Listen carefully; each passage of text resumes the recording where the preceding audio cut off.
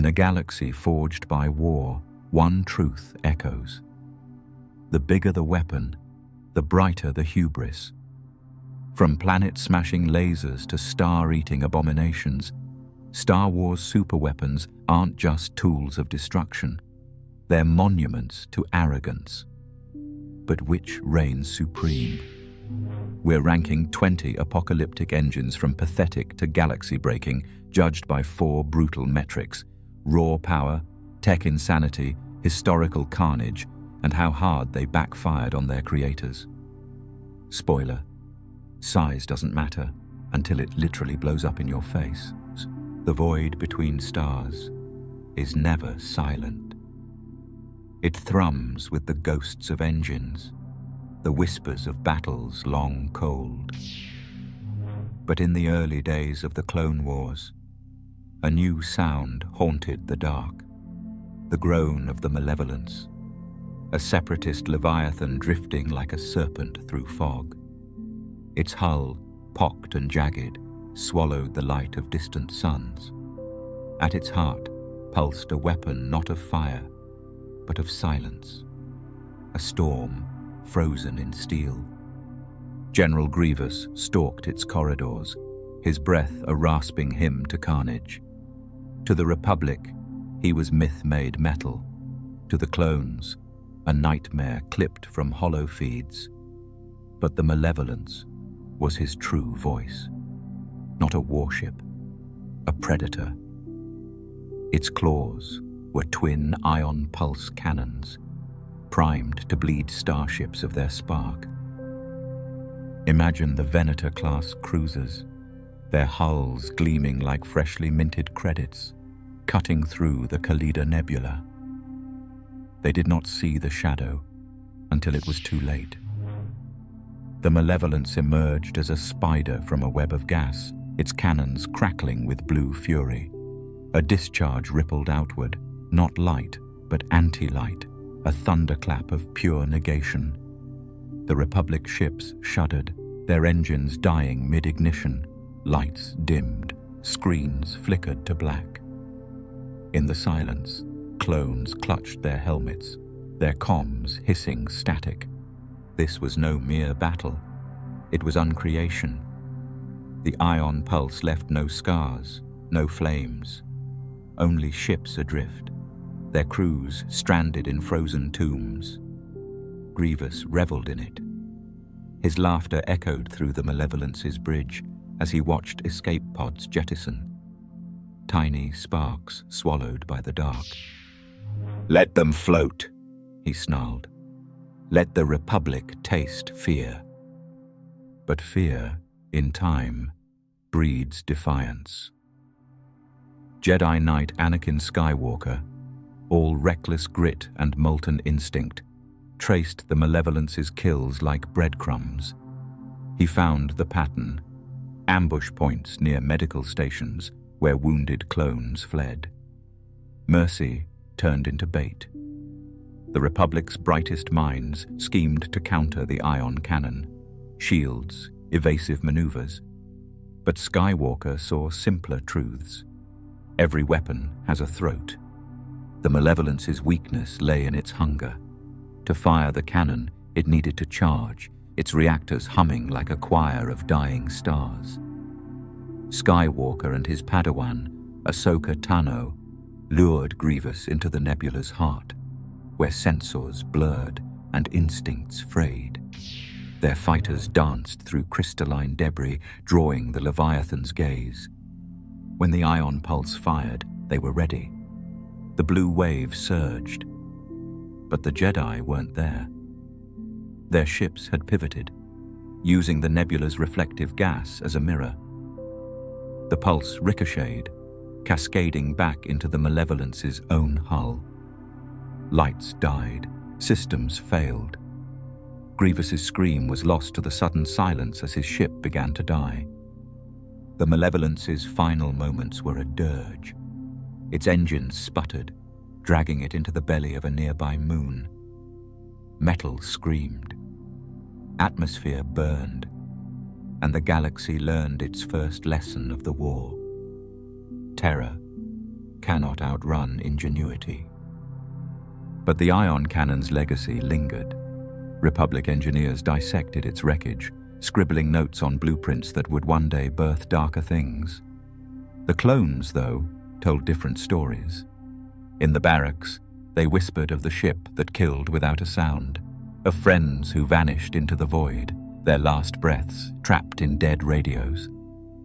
And somewhere in the galaxy's shadowed edges, a new weapon stirred, not of lightning, but of night itself. War is not always thunder. Sometimes it is the absence of sound, the slow, suffocating dark that coils around a world like a serpent's embrace. After the malevolence's electric rage came a weapon of quieter horror, the orbital night cloak. Not a blade, but a shroud. Not a bombardment, but a burial. Grand Admiral Thrawn, architect of this silence, understood what lesser warlords did not. To break a people, you need not shatter their cities. Starve their skies instead. Let their sun vanish. Let their hope freeze. The Night Cloak was no mere shadow. It was a galaxy-spanning siege engine, a lattice of satellites woven like a black widow's web. Deployed above Coruscant, Kessel, or any world that dared defy the Empire's resurgence, it did not burn or blast. It smothered, activated, and light died. Not the flicker of a fuse, the totality of a tomb seal. Stars winked out. Solar grids failed. Planets plunged into a cold so profound it gnawed at bones. Imagine Coruscant, the galactic crown jewel, its trillion lights dimming like dying fireflies. Skyscrapers, once glowing arteries, now stood as ice-veined monoliths. The air itself thickened, frost blooming on transparent steel. Citizens huddled in synthetic caves, their breath hanging in the dark. The Senate Tower, that symbol of bloated democracy, became a glacier. Thrawn watched from his star destroyer Chimera, his crimson eyes reflecting the void below. To him, this was art, a masterpiece of psychological warfare. Fear of the dark is primal, he mused to his lieutenant Peleon. Even Jedi once trembled at it. But the Night Cloak's true genius was its patience. It did not kill quickly. It let the cold linger. Crops withered. Generators spluttered. Species that had never known night now clawed at their own skin, whispering myths of ancient suns. On Kessel, spice miners tore through each other in the blackness, their madness echoing through the tunnels. The New Republic scrambled. X-Wings patrolled the edges of the artificial eclipse, sensors blinded. Princess Leia Organa, her resolve as sharp as Beskar, pleaded for a countermeasure. But how do you fight nothingness? The answer came from the unlikeliest thread. A forgotten TIE Defender prototype, retrofitted with sensor tech stolen from the Maw installation. Its pilot, a defected Imperial engineer, pierced the Night Cloak's veil, mapping its energy signatures. The satellites were vulnerable in their alignment, each a black jewel in a necklace of annihilation. The Republic's strike was a ballet of desperation. A-wing squadrons dove into the abyss, guide lights off, flying by instinct and memory. Blaster fire glanced off the satellite's obsidian shells, until one cracked. Then another. Light speared through like a dagger, thawing the darkness. Thrawn did not rage. He smiled.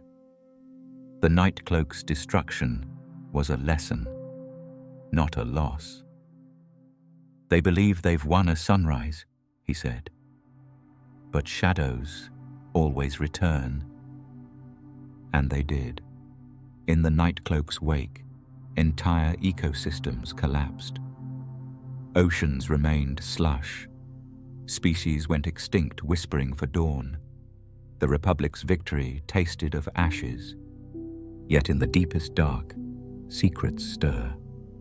Beneath Kessel's frozen crust, a machine older than the Empire began to hum. War, in time, forgets its shape. Blades rust, armies fade. But the galaxy never truly escapes the Sith. Their weapons sleep, buried like serpents in the deep, waiting to strike. After Thrawn's cold calculus came a hotter, older evil, the Ascendant Spear, a Sith dreadnought forged not to conquer worlds, but to unmake them. Its payload, not explosives, but a song, a hymn of annihilation. The old Republic trembled in this age. The Sith Empire, risen from ashes and spite, hungered to break the Jedi's bones. And Darth Mekis, her mind a labyrinth of cruelty, engineered their masterpiece. The resonance torpedo. It did not orbit. It did not bombard. It burrowed. Picture a planet. Say, Duro, its vast industrial cities pulsing with life. The Ascendant Spear arrives not with fanfare, but silence. Its hull, black as a closed fist, carves through the atmosphere. From its belly slides a projectile, glowing faintly crimson. Not a missile, a needle. The torpedo strikes the surface with a whisper. No crater, no fire, only a vibration, faint as a spider's tread. Then, deeper it drills, down through crust and mantle to the planet's beating heart. There, it sings. The resonance torpedo's frequency was no accident. Mekis had studied ancient Sith sorceries, the ones that shattered Korriban's moons. Her weapon tuned itself to the planet's core, matching its pulse until sympathy. A single note, sustained. And the world screamed. Tectonic plates shivered like struck gongs. Mountains folded like parchment. Cities sank into sudden chasms, their screams swallowed by the roar of collapsing earth. Atmosphere curdled. Storms of ash and lightning birthing monsters of dust. Darth Mekis watched from orbit. Her satisfaction, a slow poison.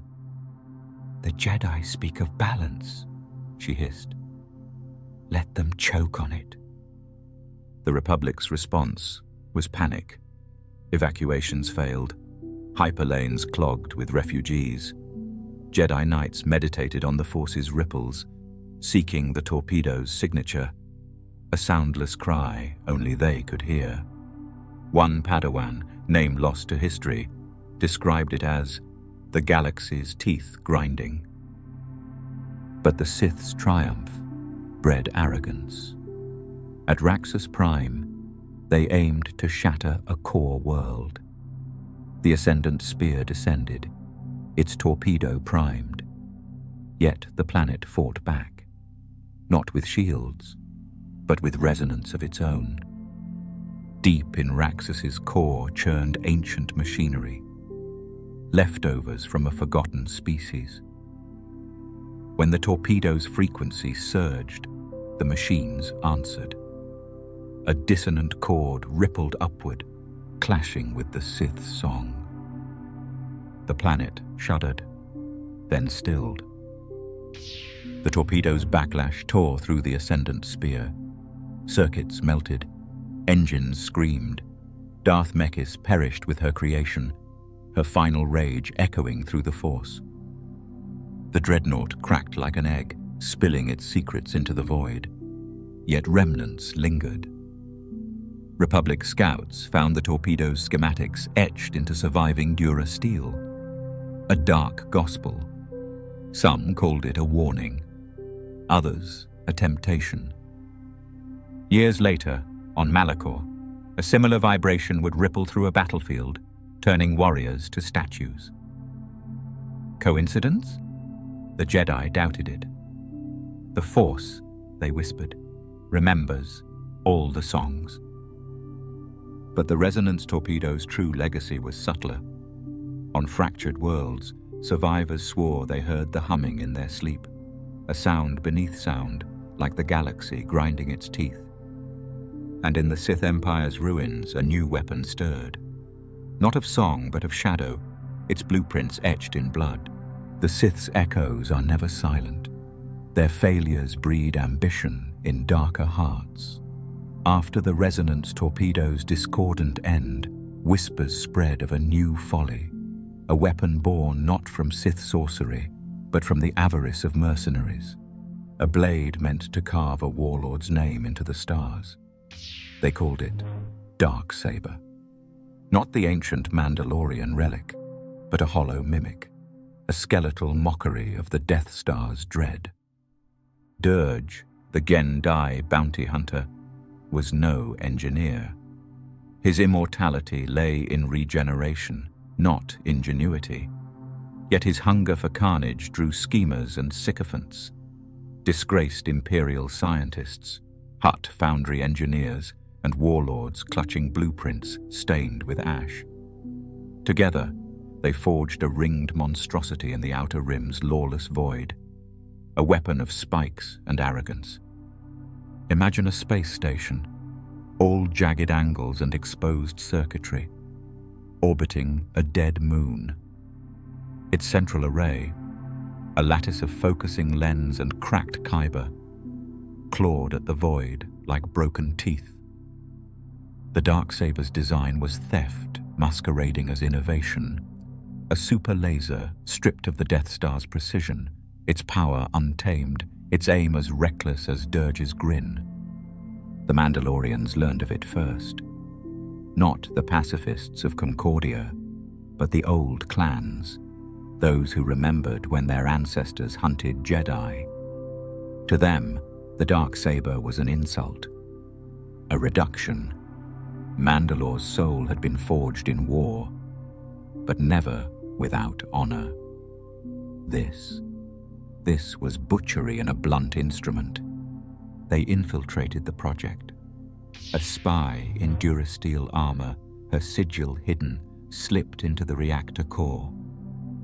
Sabotage was an art. She did not blast or burn. She tweaked. A calibration altered here, a power coupling misaligned there. The Darksaber's test fire was meant to crack a moon. Instead, it birthed a scream. When Dirge triggered the weapon, the laser awoke, a crimson scar tearing through the dark. But instability rippled through its beam. The kyber crystals, malnourished and mistreated, rebelled. Light fractured. The beam splintered, lashing the station like a whip of fire. Dirge roared as conduits exploded, melting his flesh faster than he could heal. The Darksaber's death throes were a symphony of hubris. The laser array buckled, spraying shrapnel into the void. The station's spine cracked, its halves drifting apart as gas and debris bloomed like a bloodstain in water. Survivors fled in pods, their transmissions laced with madness. It wasn't a weapon, it was a trap. Yet the galaxy's warlords took no lessons. In the debris field, scavengers salvaged shards of kyber, whispering of greater designs. Even in ruin, the Darksaber's shadow stretched far. On Geonosis, Poggle the Lesser studied its schematics, his compound eyes gleaming. On Mustafar, a Sith cultist pocketed a data chip, murmuring of correcting the flaws. Dirge survived, of course. He always did. Floating in the wreckage, his body a molten tangle, he laughed, a wet, gurgling sound. "Next time," he vowed to the stars. "Next time, I'll skin the Mandalorians slowly." But the Mandalorians had already vanished. Their spy returned to the clans, her armor scuffed but unbroken. Around campfires on Concord Dawn, they drank and spat the Darksaber's name like a curse. A weapon without a wielder, their elder scoffed. "A blade without a heart." And yet, the debris field moved. Not from scavengers, not from solar winds. Something within the dead station stirred, clicking and hissing. A creature, a machine, or something older, woken by the Kyber's death cry. The answer would come in screams, in a world where steel met scale. The galaxy's wars are not fought by droids or soldiers alone. Sometimes they are waged by monsters, ones we birth ourselves. After the Darksaber's hollow roar came a deeper, older sound. The bellow of the Zillo beast. A creature dragged from ancient nightmares and reborn in the Republic's image. Not a machine, but flesh weaponized. A primal force caged in scaled armor, unleashed upon the very heart of democracy. It began on Malastare, where the Republic sought fuel and found ruin. The original Zillo beast, a myth made manifest, erupted from the planet's depths, a mountain of claws and impenetrable scales, its hide shrugging off turbolasers like rain. Jedi and clones watched in awe as it devoured tanks, swatted starfighters, and roared with the fury of a forgotten age. When it fell, poisoned by desperate hands, Supreme Chancellor Palpatine issued a quiet command: clone it. Ethics dissolved in the face of opportunity. Scientists on Coruscant's hidden levels labored under crimson-lit labs, splicing genes and bending evolution. The creature that grew in their vats was not a perfect copy. It was worse, larger, angrier. Its golden scales shimmered with a refractive cruelty, turning blaster bolts into sparks. Palpatine called it a living siege engine. The Senate, ever obedient, called it progress. But the beast knew only rage. When it broke free, it did not crawl. It exploded. Lab walls crumpled like flimsiplast. Troopers fired in vain, their screams drowned by a roar that shook the Senate district's foundations. The creature ascended, scaling skyscrapers as if they were trees, its tail whipping through speeder traffic. Turbolaser batteries mounted on the Jedi Temple's spires unleashed barrages, yet the beams skittered off its hide, scorching the city it was meant to protect. Coruscant burned, but not from bombs. From shame. The Jedi faced a new kind of enemy. Lightsabers glanced harmlessly. The Force itself recoiled from the beast's primal aura. Anakin Skywalker, ever the improviser, lured it to the underworld's depths, where durasteel bridges groaned under its weight. But even as it plunged into darkness, the lesson lingered. The Republic had become the very darkness it swore to destroy. Palpatine's lieutenants scoured the wreckage for scales, eager to armor their legions. They found only echoes. The beast's DNA, they soon learned, was a labyrinth, each clone more unstable than the last. Yet the Chancellor's obsession endured. In private hollow recordings he mused, "Why conquer a planet when you can terrify it?" But terror, once unleashed, cannot be caged. Refugees from Coruscant's lower levels whispered of the beast's ghost, stalking the underworld. Some claimed its scales still grew there, metastasizing in the dark, birthing new horrors. And in the Senate's hollow chambers, a different beast stirred, one of policy and propaganda. Bills were passed, budgets swelled. The Republic's war machine, now intoxicated by its own power, turned its gaze to the stars. War's greatest evils often begin as promises. After the Zillo beast's rampage, the Republic craved a cleaner terror, a weapon of light, not claws. Thus rose Tarkin's vision, a laser to pierce moons, not scales. A skeletal prototype, cobbled from stolen dreams and Geonosian iron, birthed in the obsidian womb of a secret foundry. Its architects called it progress. Its targets would call it prophecy. Galen Erso, the man who could split atoms but not his conscience, stood at the heart of this paradox. To the Republic, he was a genius. To his daughter, Jin, a ghost who whispered equations into the dark. The super laser was his sin and salvation. A way to end wars swiftly, he told himself, even as its blueprints bled into something monstrous. The prototype hung in Geonosis's orbit, a jagged ring of struts and exposed wiring. No Death Star yet, just a scaffold of ambition. Its central laser array, fed by unstable kyber crystals, pulsed like a sickly heart. When Tarkin ordered the first test, the engineers held their breath. Galen closed his eyes. The beam fired. A sputtering gash of green, wobbling as it tore through the void. It struck a barren moon, not with the Death Star's surgical spite, but with the violence of a child's tantrum. The surface erupted in molten waves, but the laser fractured, scattering debris into the surrounding fleet.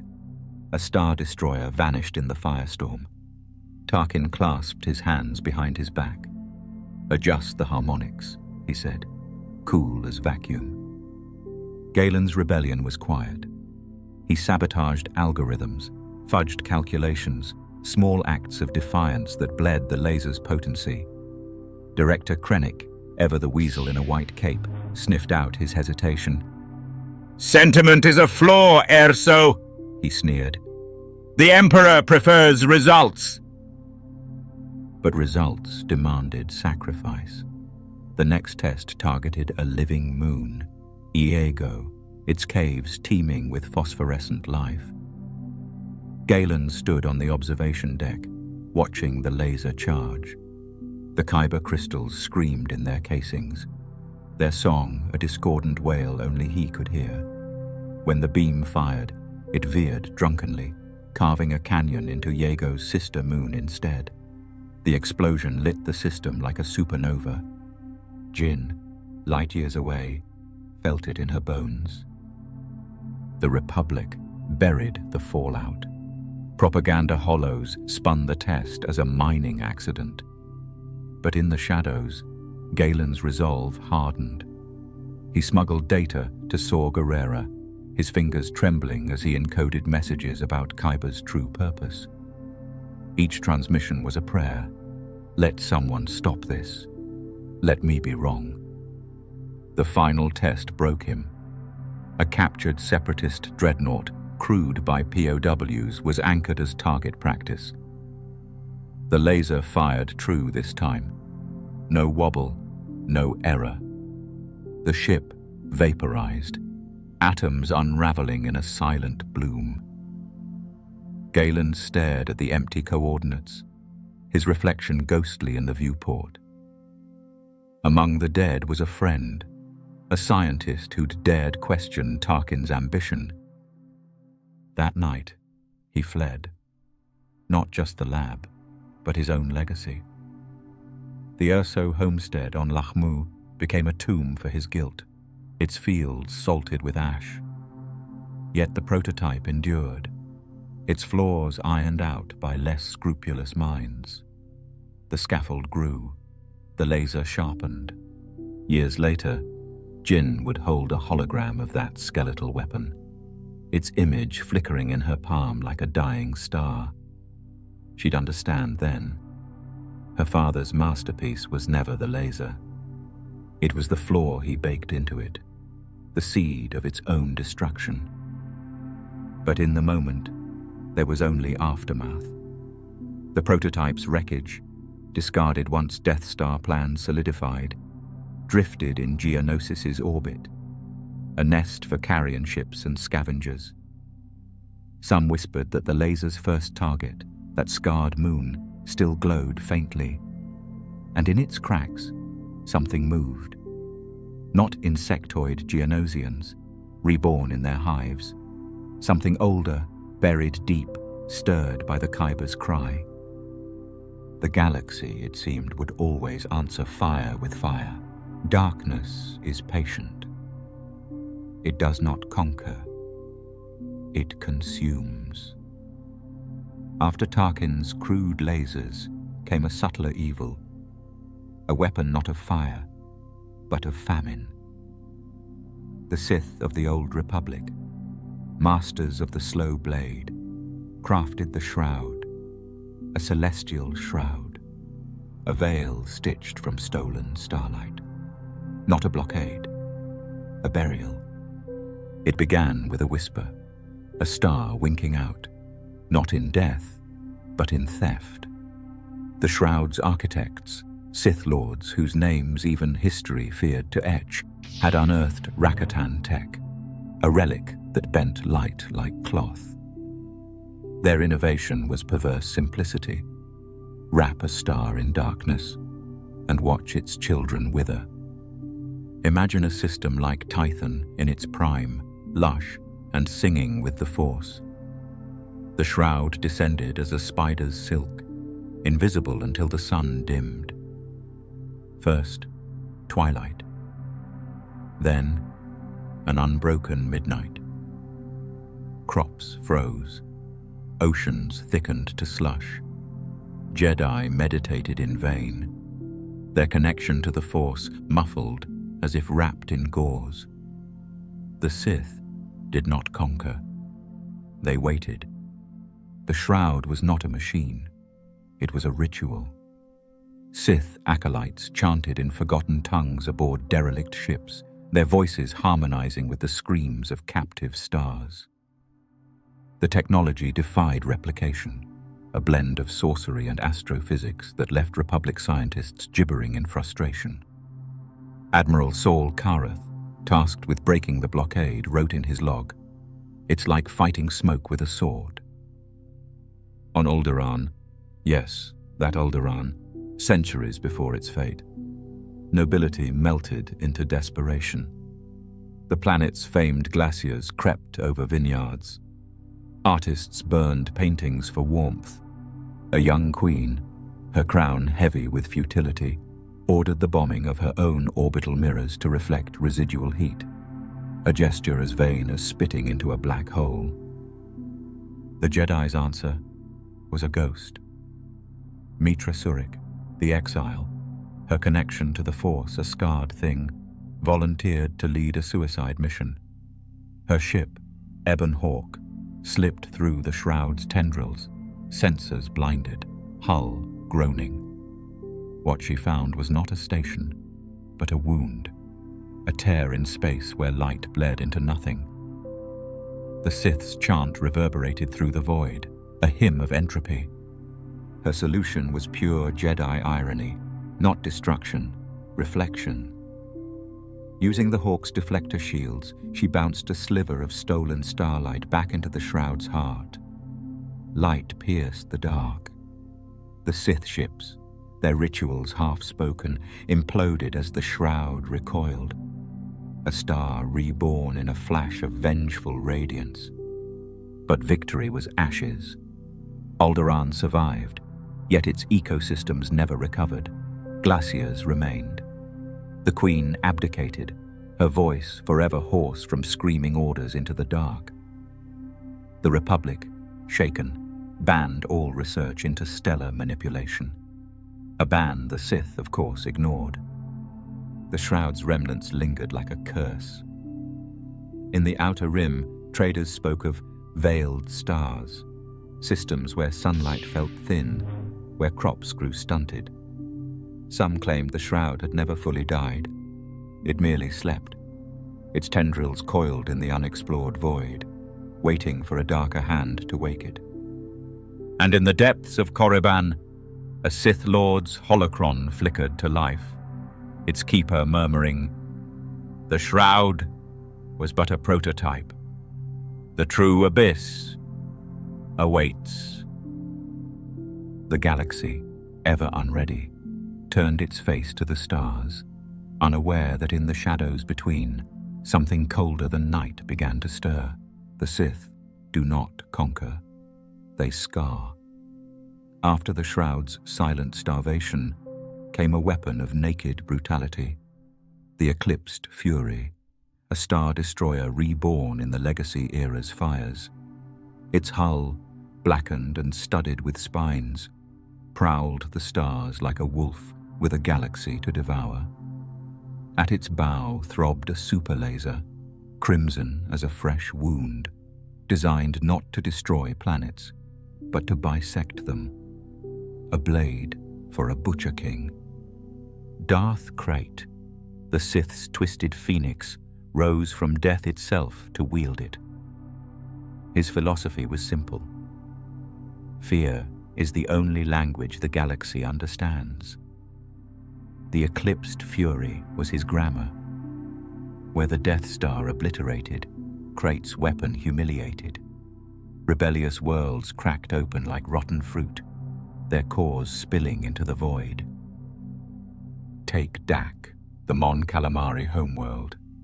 Its oceans churned with defiance, its shipyards fueling the Galactic Alliance's last stand. The Eclipsed Fury arrived without fanfare. No demands, no siege, only a single searing beam, a vertical slash of hellfire. The planet's crust split along equatorial lines, water vaporizing into steam clouds that lingered for decades. Survivors floated in the debris field, their gills fluttering in vacuum as Krayt's hologram sneered. This is the price of resistance. The super laser's engineering was a perverse marvel. Kyber crystals, tortured into alignment, channeled energy through a prism of Sith alchemy. The beam burned hotter and hungrier than the Death Star's, its afterglow staining sensors for hours. Engineers whispered that it fed on pain, that the screams of its victims amplified its power. But Krayt's arrogance blinded him. The Galactic Alliance remnant, ragged but relentless, studied the Eclipsed Fury's attacks. Noticed a flaw. The super laser's recharge cycle left the ship's shields unbalanced for 47 seconds. A sliver of time, a sliver of hope. The counterstrike was led by Jedi Knight Cade Skywalker, a rogue with death in his veins and Krayt's own blood on his blade. His squadron, a motley pack of smugglers and defectors, dove into the Eclipsed Fury's shadow.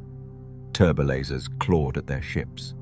Cade's Minoc weaved through the firestorm, its hull scorched, targeting locked on the shield generators. When the torpedoes struck, the Fury shuddered, a titan stumbling. Krayt, ensconced in his throne of obsidian, roared as alarms blared. The super laser, mid-charge, overloaded. Kyber cores fractured. The beam lanced sideways, shearing the Star Destroyer's own spine. Death came slowly. Atmosphere hissed into space. Sith crewmen clawed at sealed doors. Krayt, his body a patchwork of decaying flesh and cybernetics, limped to an escape pod. His final transmission a vow. The Sith Eternal will rise. But the galaxy had already turned. The Eclipsed Fury's wreckage became a tomb, its carcass scavenged for secrets. Smugglers pried Kyber shards from the ruins, their hands blistering at the crystal's residual rage. On Dak, engineers repurposed the planet's fissure into a geothermal forge, channeling its pain into engines of liberation. Yet the Fury's echo endured. On Korriban, Sith acolytes studied its blueprints, scribbling notes on how to refine the design. Next time, one mused, we'll carve stars, not planets. And in the deep unknown, a fragment of the super laser's beam drifted, a tendril of crimson light, frozen in the void. Waiting, in the hushed calm that follows a battlefield's carnage, the Dark Reaper emerges as a monument to Sith depravity. A skeletal monolith, designed not merely to destroy flesh and steel, but to siphon the very essence of life itself. Born in the cataclysmic crucible of the Great Sith War, this ancient engine of annihilation lay dormant for millennia, until whispers of its return echoed through separatist ranks during the Clone War. Count Dooku, ever the seeker of forbidden power, dispatched agents to the junkyard world of Raxus Prime to recover the Reaper's heart, the Force Harvester, a device capable of drawing living Force energy into its dark coils. Under Dooku's command, Sidon Prax, a mercenary with ruthless efficiency, lit the Harvester's power banks on Kashyyyk's moon Alaris, unleashing a wave that drained forests and warriors alike, leaving ash in its wake. The ground itself quaked as the Harvester pulsed, a grim herald of the Reaper's looming revival. Rising from the blackened sands of Thula, the Dark Reaper's structure is both skeletal and sentient. Its corrodured durasteel frame towers hundreds of meters, veins of crimson-hued kyber conduits, weaving a pattern reminiscent of a ribcage. Atop its spire, siphon spines fan outward like the claws of a cosmic predator, each tipped with crystalline nodes that hum with predatory intent. These nodes, tuned to the subtle frequencies of the Force, extend an invisible web that draws life essence from any being within range. When the Reaper awakens, a low-frequency resonance ripples through the Force, a sound felt more than heard. Clone troopers report their armor's electronics flickering, as if starved of power, and Jedi find their lightsabers sputtering, their connection to the Force faltering under the machine's oppressive vampirism. On the battlements of Kessiak's ancient citadel, the first test began. The Reaper unleashed a siphoning wave, and ranks of separatist droids advanced unhindered, for their lack of a living soul rendered them immune to the weapon's locus of terror. But the Republic's defenders, both clone and Jedi, found courage hard to muster, as the very air around them felt drained of hope. Recognizing the Reaper's apocalyptic potential, Jedi Master Mace Windu dispatched Anakin Skywalker and Obi-Wan Kenobi to Ren Var, seeking the tomb of Ulic Qel-Droma, the only one who had once bested the Reaper. Deep within the Sith city's catacombs, Anakin communed with Ulic's spirit, learning the secret. A synchronized burst of concentrated light-side energy could shatter the siphon's harmonic nexus. As the Republic fleet engaged separatist cruisers above, Anakin led a ground assault through collapsing halls, racing toward the Reaper's core under storm-tossed skies. In a battle of wills, Skywalker and his strike team infiltrated the Reaper's base. They planted kyber-charged charges at the nexus points deep within the siphon spines. When the torpedoes detonated, a wave of pure white energy surged outward, clashing with the Reaper's crimson siphons in a silent conflagration. The monolith convulsed as siphon spines fractured, their nodes exploding into shards of black crystal and flickering light. With a final ear-splitting shriek, the Reaper collapsed in on itself, its towering form crumpling into a heap of smoking ruins. Clone and Jedi alike emerged wounded but unbroken, their sacrifice a testament to solidarity in the face of ultimate darkness.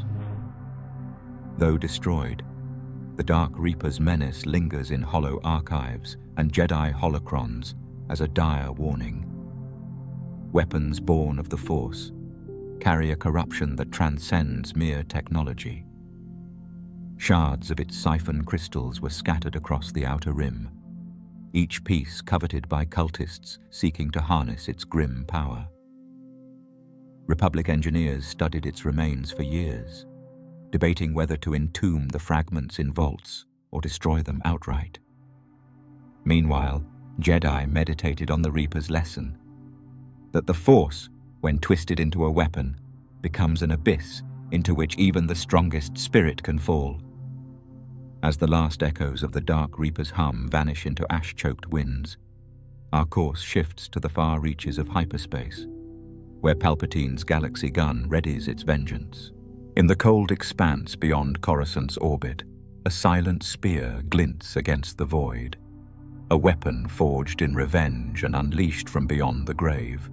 Known as the Galaxy Gun, this ancient hyperdrive-capable cannon was resurrected in the Dark Empire's darkest hour, when Emperor Palpatine himself returned to strike at the heart of the New Republic.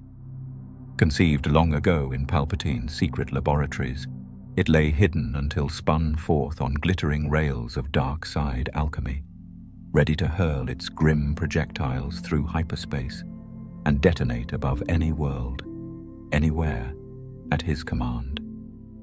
Reactivation began with a whisper among the Imperial remnant, coordinates traced to a forgotten asteroid field in the Outer Rim.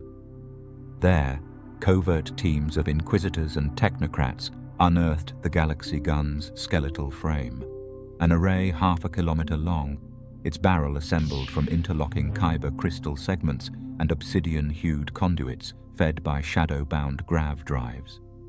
Servo motors hummed with ancient power as grav drive coils glowed violet, calibrating their hyperspatial resonance. Work crews labored in plague-masked suits, welding panels of dusk-shrouded alloy and reattuning the weapon's targeting matrix. Its first clandestine test was never meant to be subtle. Under the cover of a system-wide communications blackout, a silent probe missile punched through hyperspace over Dak's frozen frost plains. In that desolate wilderness, a remote geology outpost blinked offline as the probe's hypermatter core imploded in a silent bloom. Seismographs worldwide registered the event as a mild quake, but on the ground, sensors recorded a sudden spike in local radiation, and a swath of rock vaporized into superheated mist. Survivors spoke of a horizon split by a phantom pillar of fire, yet no craft or starship was ever seen. But Dak was only a prologue. For his grand vengeance, Palpatine chose Bastion, the New Republic's crowning capital. In its sleek Senate chambers and luminescent spires, peace talks had just concluded under the watchful eyes of ambassadors from every sector. Without warning, an unregistered object tore through hyperspace above Bastion's upper atmosphere. No approach vector, no distress call, only the flash of ionized air as a black projectile cleaved the clouds. In an instant, the Galaxy Gun's warhead detonated, unleashing a dual-stage blast. First, a hypermatter surge fractured the planet's crust. Then, shards of condensed dark energy rained down, disintegrating matter at the molecular level. Bastion's gleaming towers erupted in silent cataclysm, tectonic plates snapped like brittle glass, and a seismic shock rolled across oceans in deadly waves. From orbit, resistance frigates watched helplessly as their homeworld collapsed into a scarred husk. Engineers later discovered the weapon's dreadful sophistication. Its warheads carried a hypermatter charge to breach planetary defenses, followed by a cascade of dark energy fragments keyed to local gravitational harmonics. This ensured that nothing could resist or repair the devastation. Buried databases, terraforming generators, even subterranean refuges were turned to ash. Witnesses described a cold that lingered long after, the air itself bereft of warmth as if the weapon had siphoned hope along with life. Yet for all its unmatched lethality, the Galaxy Gun bore a critical flaw. Each shot demanded days of hyperdrive recharging and a fresh shipment of stabilized hypermatter crystals mined from Ilum's shattered caverns. Recognizing this, Palpatine's inner circle hoarded crystal stocks in hidden vaults and sabotaged supply depots to maintain scarcity.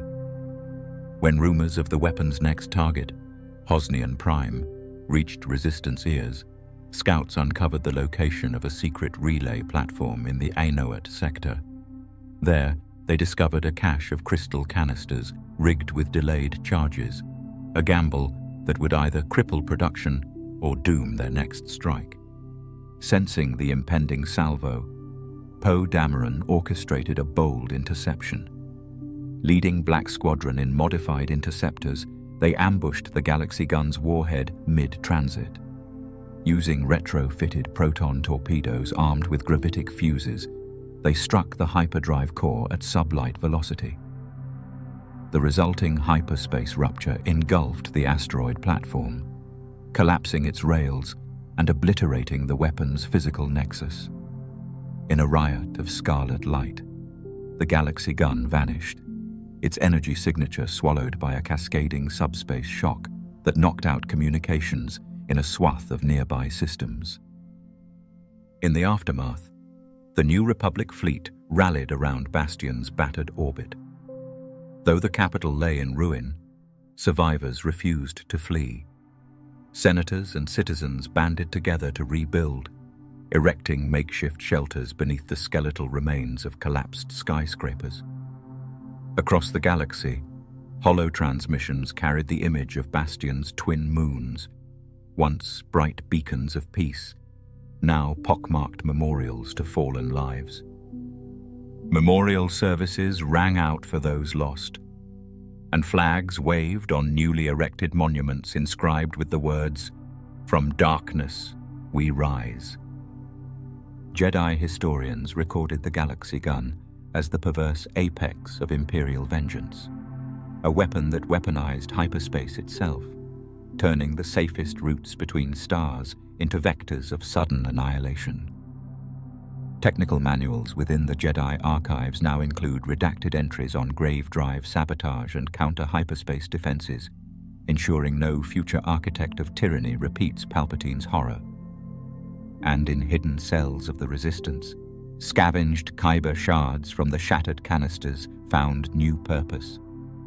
Embedded in lightsaber hilts, they became symbols of defiance, their faint hum a reminder that even the darkest crystals can be instruments of light. Though the Galaxy Gun's rails remain collapsed beneath the rubble of its final stand, tales of its cosmic spear still echo in the Outer Rim's cantinas and academies. Pilots recount the silent void before its blast. Miners speak of the haunted canyons of Ilum, and scholars warn that true darkness lies not in fleets of destroyers, but in devices that turn the very shortcuts between worlds into harbingers of oblivion. Beneath the ink-black sky of Cormys Station, tendrils of molten metal snaked through orbit, transforming celestial bodies into a grim assembly line of death. These were the world devastators, hollowed husks of starships, each the size of a moon, bristling with refiner arms and smelting cores. They drifted like scavengers across the galaxy, arriving at unsuspecting planets to swallow cities whole and breathe forth legions of TIE fighters from their yawning furnaces. In the dark aftermath of Palpatine's resurrection, the Emperor's will took shape not only in cloned flesh, but in industrial genocide. From the star metal forges of the Rusan system, a covert fleet of devastators slipped through hyperspace. Each ship had been carved from the wreckage of fallen dreadnoughts and reassembled around hypermatter reactors. Their hulls, layered in heat-forged durasteel, glowed along seam lines with the pulse of refineries consuming ores and life alike. The first world to feel their hunger was Togoria Prime. Its oceans once shimmered beneath twin suns. Now they boiled as molten slag poured from devastator furnaces into the seas. From orbit, the devastators extended dozens of articulated harvesting arms, each tipped with plasma saws and fusion drills. They cut through metropolitan spires as easily as a lightsaber through durasteel, reducing cathedrals and citadels to molten glass. The extracted minerals were funneled through gravity tubes to core reactors, fueling the Devastator's unending appetite. On the surface, resistance fighters scrambled to repel them. Laser batteries burned bright against the encroaching metal behemoths, but their shots peeled harmlessly from reinforced plating. When infantry squadrons dared approach, gravity harpoons fired from Devastator decks dragged battle wagons into refinery moorports for processing. Each jaw-like intake spat out TIE bombers, fresh from the ship's factories, to harry any survivors fleeing across fractured landscapes. The Devastators operated with ruthless efficiency. Automated droid overseers monitored smelting yields, adjusting furnace temperatures to optimize ore extraction and reduce byproduct. Slave labor consoles gleaned every scrap of usable alloy. Even the planet's crust was stripped bare until only barren rock remained. When structural integrity thresholds were reached, the Devastator's thrusters ignited, hurling spent debris into space and moving on to the next system, an unceasing migration of mechanized consumption. But the world Devastator's greatest terror lay in their numbers. Palpatine's design replicated the machine world concept. As each ship harvested, it broadcast construction schematics to inert star metal clusters, converting wreckage into new Devastators. Soon, entire graveyard flotillas of broken hulls stitched themselves into fresh factory ships, swelling the fleet into lethal swarms. Analysts estimated that within a single galactic quarter, dozens of planets could be devoured in the fleet's shadow. In response, the New Republic convened its brightest strategists. Under General Hera Syndulla's command, a daring plan, Operation Iron Root, took shape. Speeder teams infiltrated Devastator recycling bays to plant thermal detonators at structural nexus points. Meanwhile, starfighter squadrons targeted the fleet's command vessels, hoping to decapitate the chain of replication. Their mission culminated in the district of Shay, where the flagship Dominator anchored above a barren world. As gunships raced through molten ash clouds, Syndulla's strike team breached the Dominator's core hangar. They navigated labyrinthine corridors slick with smoldering slag until they found the central command lattice. With seconds to spare, they set explosive charges and exfiltrated into awaiting transports. In orbit, the detonations rippled through the flagship's hull, severing gravity tubes and rupturing refinery conduits. Molten metal cascaded through hull breaches, short-circuiting engines and halting the ship's replication signals. The shockwave reverberated across the fleet. One by one, Devastator engines sputtered, and factory arms fell limp. Star metal clusters drifted inert as the machine worlds lost their breath. In the hushed stillness that followed, the galaxy reclaimed a fragment of hope, knowing it had halted the Emperor's industrial scourge. Yet the world Devastators remain a testament to apocalypse by assembly line. Factories starved of morality, processing life into weapons without conscience.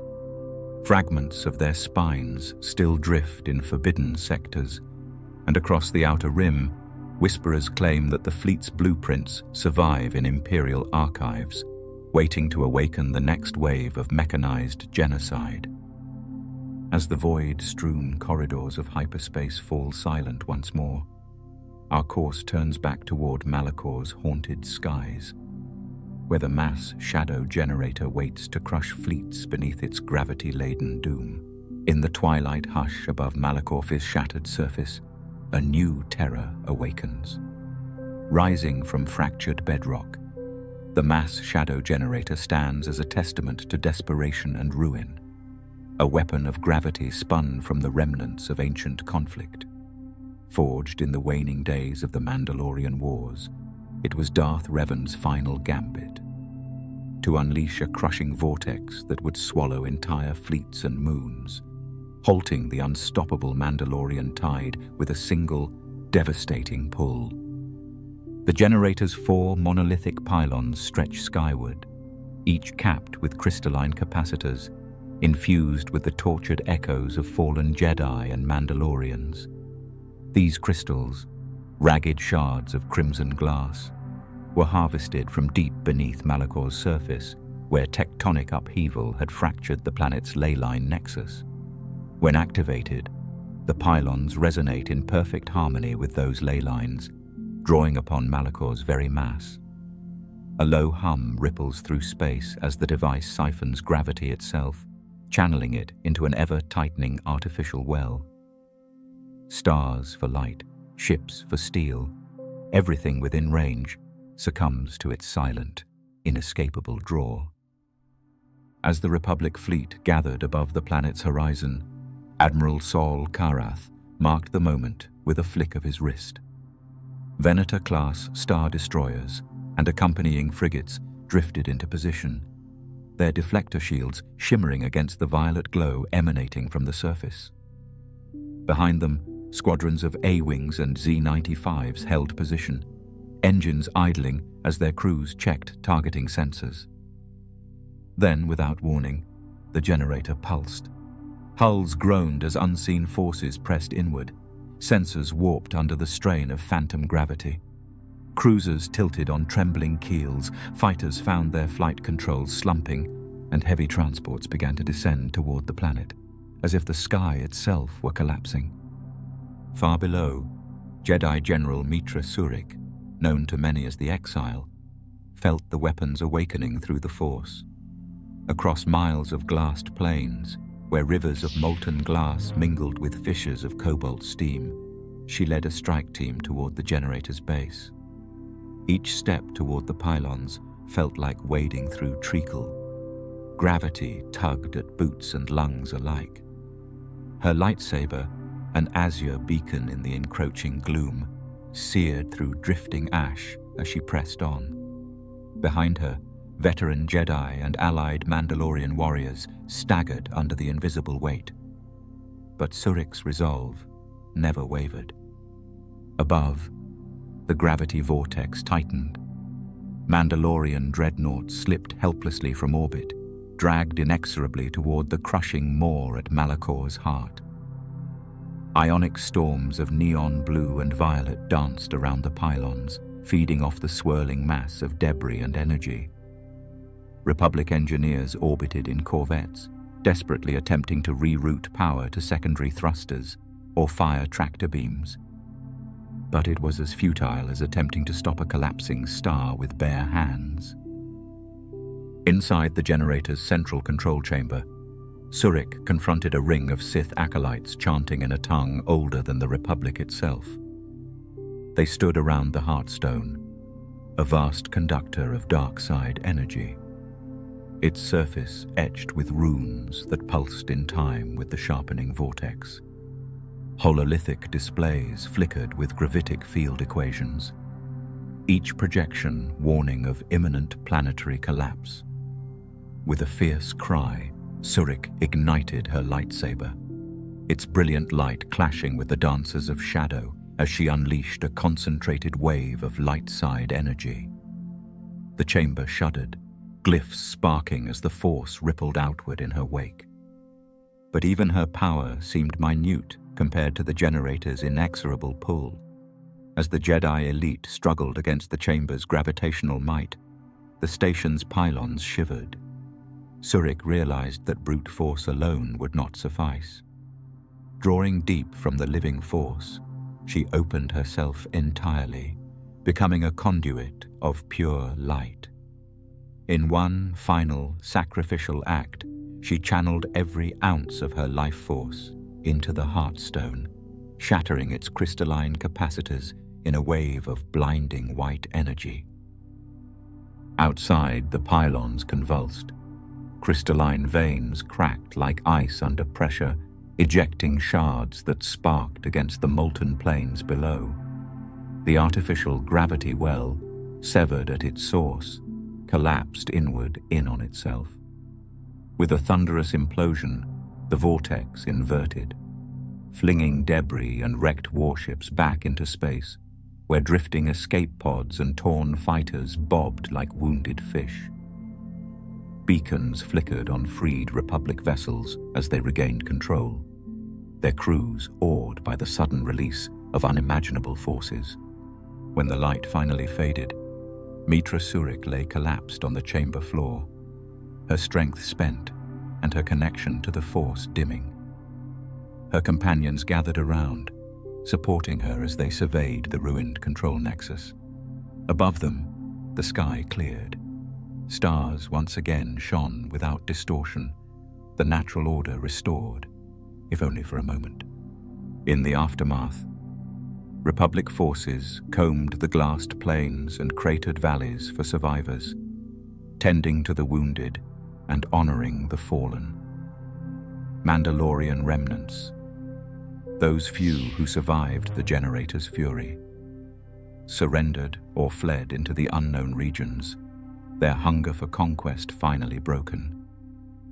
On every vessel, word spread of Surik's sacrifice, the exile who had faced the darkness of Malachor and emerged victorious at the cost of her own life's spark. Historians would later record the mass shadow generator as a turning point in galactic history, a collision of ancient sorcery and modern warfare that nearly unmade a planet. Its skeletal pylons, now half buried in Malachor's glassed plains, stand as silent sentinels to the weapon's ferocity. Jedi holocrons preserve the story in hushed entries, warning future generations that gravity itself can be twisted into a weapon of unfathomable cruelty, and that the bonds between living worlds and the Force can be both a source of power and a potential prison. Over time, the ruins of the generator became a pilgrimage site for scholars and sages who walked among its broken pylons, seeking to understand the balance between creation and destruction. Some spoke of lingering echoes in the Force, where the souls trapped within the shattered capacitors still murmured of war and the price of desperation. Others warned that the blueprints for the mass shadow generator were buried deep in Sith tombs, potentially waiting for another dark side zealot to rekindle its terrible engines. But for now, as starlight returns to Malachor's fractured skies, the galaxy's eye turns outward once more. Beyond these ruins lie darker nightmares yet, devices that rend space itself and unmake the pathways between worlds. The story of the mass shadow generator endures as both a caution and a promise, that even the gravest threats can be undone, so long as courage, unity, and the light of the Force endure. In the silent void beyond Imperial space, a silhouette appears against distant stars, a blade of night formed from blackened durasteel. This is the Eclipse-class dreadnought, Palpatine's ultimate contingency, conceived in the cold crucible of legends. Stretching nearly 18 kilometers from prow to stern, its hull mass eclipsed even the Executor class, and along its spine lay an axial superlaser, less powerful than a Death Star's beam, yet capable of cleaving through planetary crusts and capital ship hulls alike. When the New Republic dared to claim victory over Palpatine's heirs, whispers of a hidden flagship circulated in the Outer Rim. In the depths of Kuat's lost shipyards, the eclipse was completed under shrouded command. Its black hull absorbed light, rendering it nearly invisible against starfields until it chose to reveal itself.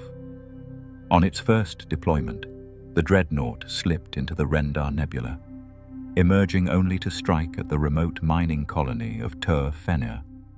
A single shot from its super laser gouged a canyon 50 kilometers wide into the planet's ice, vaporizing entire cities in a flash of emerald fire. Aboard the vessel, Admiral Dala observed the destruction through reinforced viewports, her gauntlet-clad hand resting on the targeting console. She commanded the super laser with icy precision, each firing cycle lasting but 2 seconds, yet delivering a 100 megaton blast and heat exceeding 500,000 degrees Celsius. Below her, bridge officers watched terrain evaporate under converging beams, their faces pale reflections in the glass.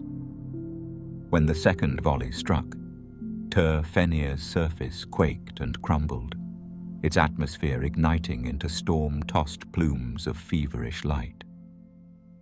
Beyond planetary assault, the Eclipse class excelled at cosmic domination. Equipped with 10 gravity well projectors, it could trap entire squadrons in real space, preventing hyperspace jumps or escapes.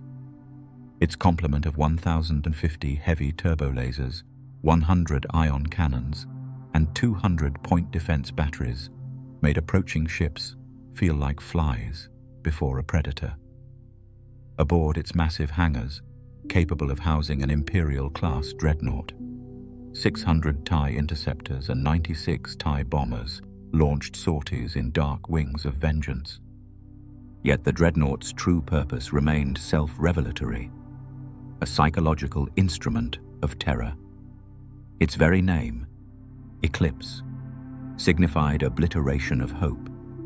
Worlds whispered its approach as the Black Dawn, a coming storm that extinguished resistance before it could call for reinforcements. Rebel intelligence flagged its presence near Corellia, prompting evacuation orders that saved lives, but ceded the planet to the dreadnought's wrath. In one notorious engagement, the Eclipse faced down the battered remnants of a New Republic task force near Bastion. As Mon Calamari cruisers and strike corvettes launched volley after volley, their ordnance fizzled against the Eclipse's 7 layers of Om-time shielding. Desperate to blind the behemoth, Y-wing squadrons flew kamikaze runs to overload its shield generators. Dozens perished in fiery spirals, but their sacrifice bought the fleet time to evacuate civilians from the capital's orbit.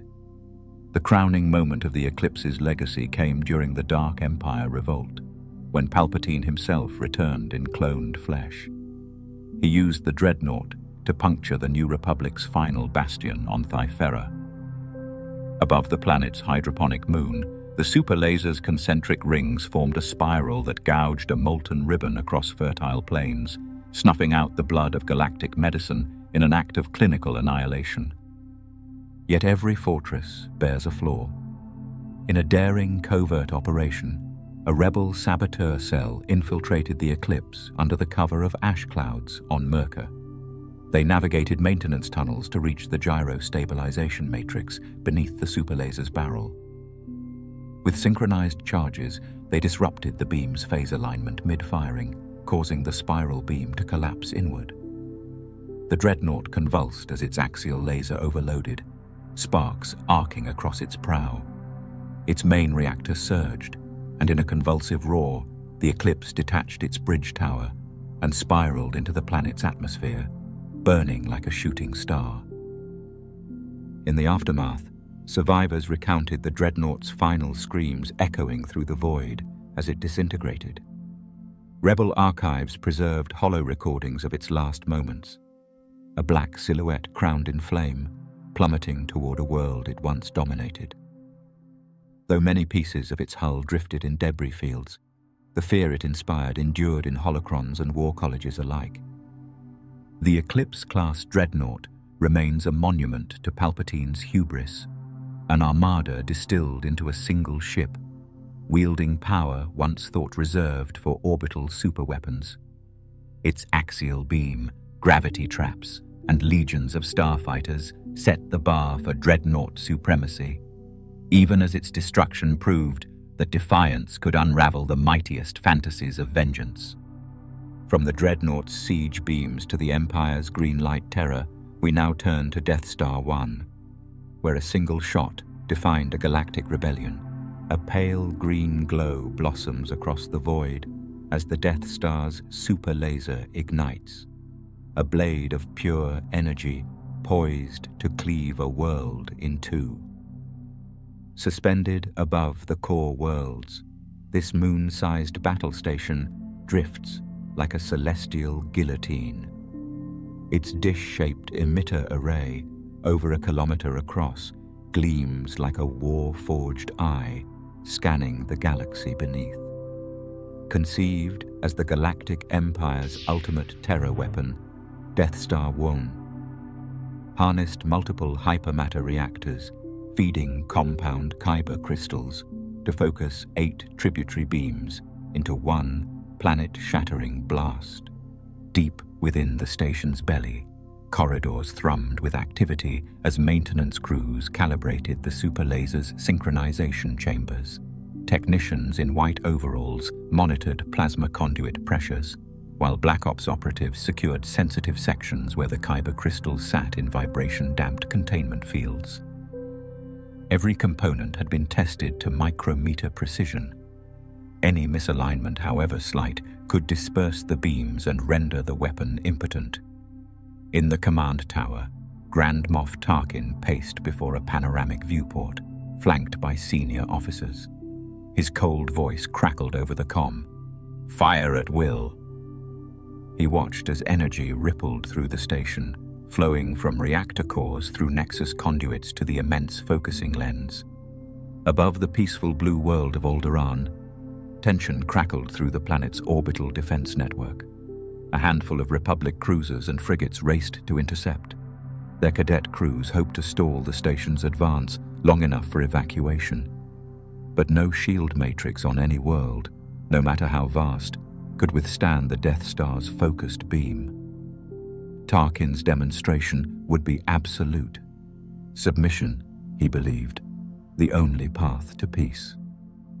In the super laser chamber, 8 tributary beams, each the width of a starfighter, spiraled inward like jeweled tentacles, before coalescing into a single column of lethal radiance.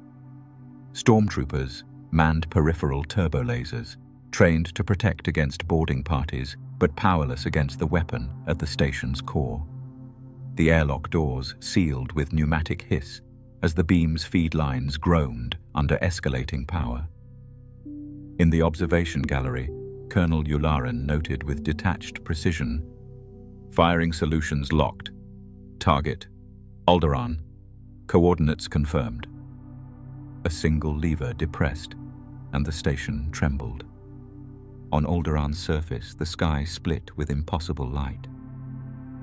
From the icy polar caps to equatorial plains, mountains fractured, seas bubbled into steam, and cities, spired monuments of art and culture, turned to molten rivers.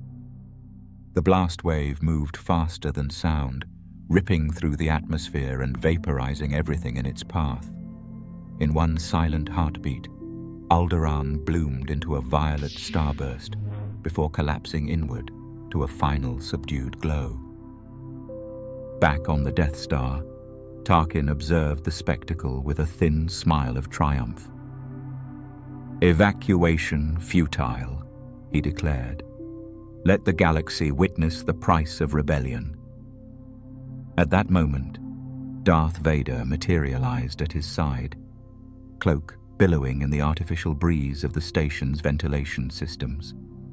The Dark Lord's masked visage betrayed only a slow nod of approval. Where Tarkin saw tactical dominance, Vader saw an opportunity to crush lingering hope in every system that dared to rise against the Emperor. Word of Alderaan's destruction spread through the galaxy like wildfire. Rebel cells, hidden in the outer rim and beyond, erupted in a mix of horror and rage. Transmission relays picked up fragmented messages. Alderaan is gone. Millions dead. Horror beyond imagining. In hidden bunkers, young recruits wept as they realized their cause had gone from survival to vengeance. Mon Mothma's impassioned address crackled across encrypted channels. "A new era begins. We stand undaunted." Meanwhile, within the rebel base on Yavin 4, Leia Organa pressed stolen schematics into Luke Skywalker's hands. "This is our chance," she said, eyes burning with grief and determination. Engineers and pilots pored over the vulnerability, the tiny thermal exhaust port leading directly to the main reactor. It was a flaw engineered for efficiency, never intended to be exploited. Yet destiny, channeled through the Force, revealed that smallest of weaknesses. In the hangar, Red Squadron pilots prepared their X-Wings for the trench run. R2-D2's dome whirred as he uploaded final targeting data. Wedge Antilles checked his torpedoes. Garvin Dryce studied approach vectors. Each pilot internalized the gravity of their mission. The Death Star's turbo lasers erupted around them like hail, but the force of hope drove them forward. The trench, a narrow equatorial canyon scarring the station's surface, stretched below like a maze of steel and fire. As the battle raged, Tarkin ordered interception wave after wave of TIE fighters. Swarms of screaming starfighters converged on the rebel formation, their staccato laser blasts tearing holes in comrade hulls. But Luke, guided by visions from the Force, saw beyond the chaos. "Stay on target," his voice crackled. "Just one shot." With Han Solo's diversion in the Millennium Falcon, a proton torpedo breached the port and detonated within the reactor's vulnerable core. Inside the Death Star, alarms shrieked as the structure convulsed. Hollow projectors flickered, gravity wells fluctuated, decks buckled. Tarkin's veneer of control fractured as he screamed, "Shut it down! Shut it down!" But it was too late. The reactors, overloaded and spiraling out of sync, tore the station from within. A crescendo of tearing metal and roaring energy echoed through the corridors as oxidation grenades and emergency bulkheads sealed off doomed sectors. In a brilliant fireball that outshone distant stars, the Death Star fractured along its midsection. Segments of hull twisted in zero-G before drifting apart like warped petals. The super laser dish, once a symbol of unstoppable force, cracked and collapsed into the void. Thousands of stormtroopers and officers, caught in the breach, were flung into the inky black or consumed by the blast. On Yavin 4, the rebel base erupted in cheers as skyward sensors lit up with the station's final convulsions. Leia wept openly, relief and sorrow mingling on her cheeks. Luke stared at the hollow display, silent. Around him, engineers culled data from surviving logs, proof that even the greatest weapon had succumbed to cunning, courage, and the mysterious will of the Force.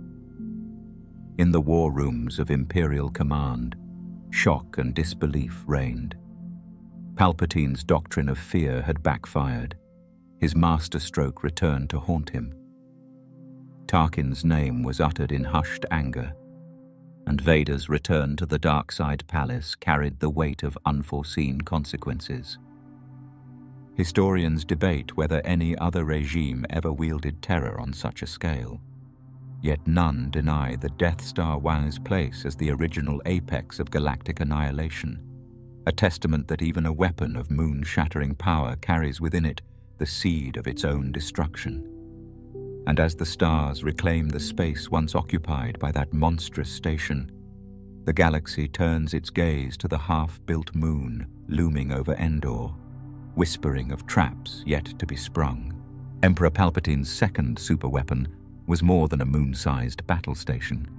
It was a trap forged from hubris and technological refinement, designed to lure the rebellion into a final, fatal engagement above Endor. Unlike its predecessor, the Death Star II boasted advanced cooling circulators spun from hypersteel alloys and rapid recharge conduits that funneled reactor output into power cells in mere minutes.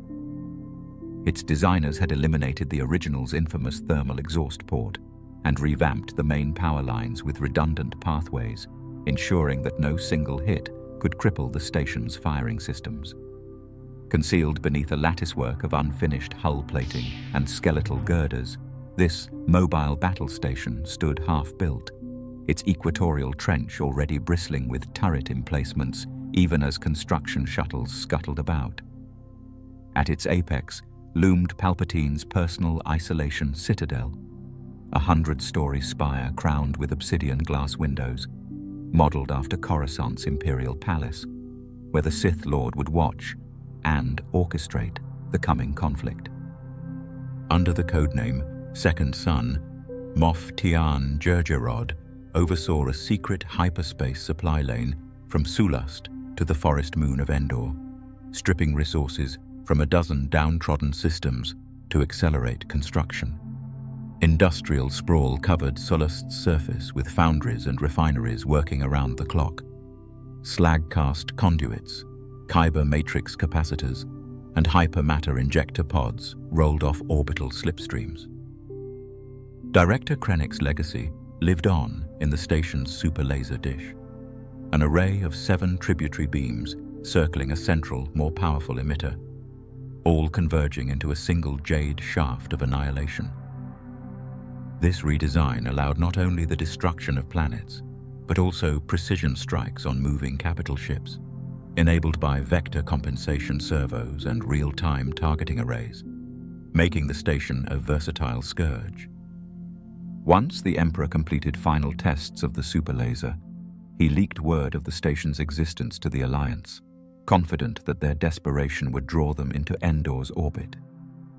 Hidden beneath towering redwoods and protected by humming shield generators powered by auxiliary generators, rebel teams from Echo Base scrambled to assemble an assault force. Scouts and saboteurs trained under General Leia Organa's stern command, rehearsing the sabotage of shield pylons and the placement of thermal detonators along the generator's power grid. Above them, a massive Imperial fleet of Star Destroyers and TIE squadrons formed a near impenetrable screen. On the fateful morning, a shudder ran through the moon as Jerjerrod's command center announced, "All systems online, my lord." Palpatine's voice crackled through the comm. "Commence the display of strength." Rebel sensors registered a flicker in the generator's shield matrix, and Han Solo's team made their move. Under the canopy of Endor's redwoods, partisans fought through stormtrooper patrols while indigenous Ewok braves, spurred by Mon Mothma's plea, toppled shield pylons with logs, nets, and courage born of desperation. In the commotion, Leia's strike unit breached the shield control bunker and collided with Krennic's backup troopers in a fierce firefight. Meanwhile, in orbit, Admiral Akbar's calm voice cut through the din of alarms. "The shield is down. Commence attack." At his signal, squadrons of X-Wings, A-Wings, and Y-Wings roared from makeshift launch rings, weaving through salvos of turbo-laser fire from the second Death Star's defensive batteries. Lando Calrissian, in the command seat of the Millennium Falcon, led the vanguard, expertly dodging tracer bolts and reenacting the run that had felled the first station. Wedge Antilles and Gold Squadron flanked him, threading proton torpedoes into the narrow trench beneath the super laser dish. Each pilot fought through blasts that cleaved chunks from the station's hull, turbulence whipping their ships in spirals of flame. Inside that trench, tension peaked as converging green beams hummed in the distance. In a synchronized ballet of flame and metal, the torpedoes found the exposed reactor shaft, an Achilles heel deliberately left uncovered to accommodate final assembly shuttles. A ripple of fiery orange blossomed along the station's core conduits, climbing the trench walls in a cascade of molten light. Corridors shuddered as power surges backfed into auxiliary systems, triggering warning klaxons across the superstructure. High above, Palpatine's citadel trembled. Moff Jerjerrod's voice cracked through the intercom. "My lord, the core is breached." But before the Sith Lord could respond, the station groaned under the mounting pressure. Inside the reactor chamber, containment fields collapsed one by one. Plasma vents ruptured, sending geysers of scintillating energy into observation galleries. Decks buckled, and the skeletal hull flexed dangerously as if the station itself were tearing in two. Suddenly, in a thunderous roar that echoed across space, the Death Star II split along its equator. Both halves rotated outward, cleaved by the reactor's own heart. In a final act of cosmic irony, the newly independent North and South poles drifted apart, each fragment hurtling toward the methane seas of Endor's moon. Firestorms engulfed the moon's orbit, and debris fields spun into arcs of fiery wreckage that lit the sky like auroras of destruction. Below, Ewoks howled in celebration as crimson embers rained down. On board the fleeing rebel flotilla, pilots cheered through smoke-filled cockpits, tears of relief mingling with adrenaline. Leia's comm crackled with Han's triumphant laugh. "We did it!"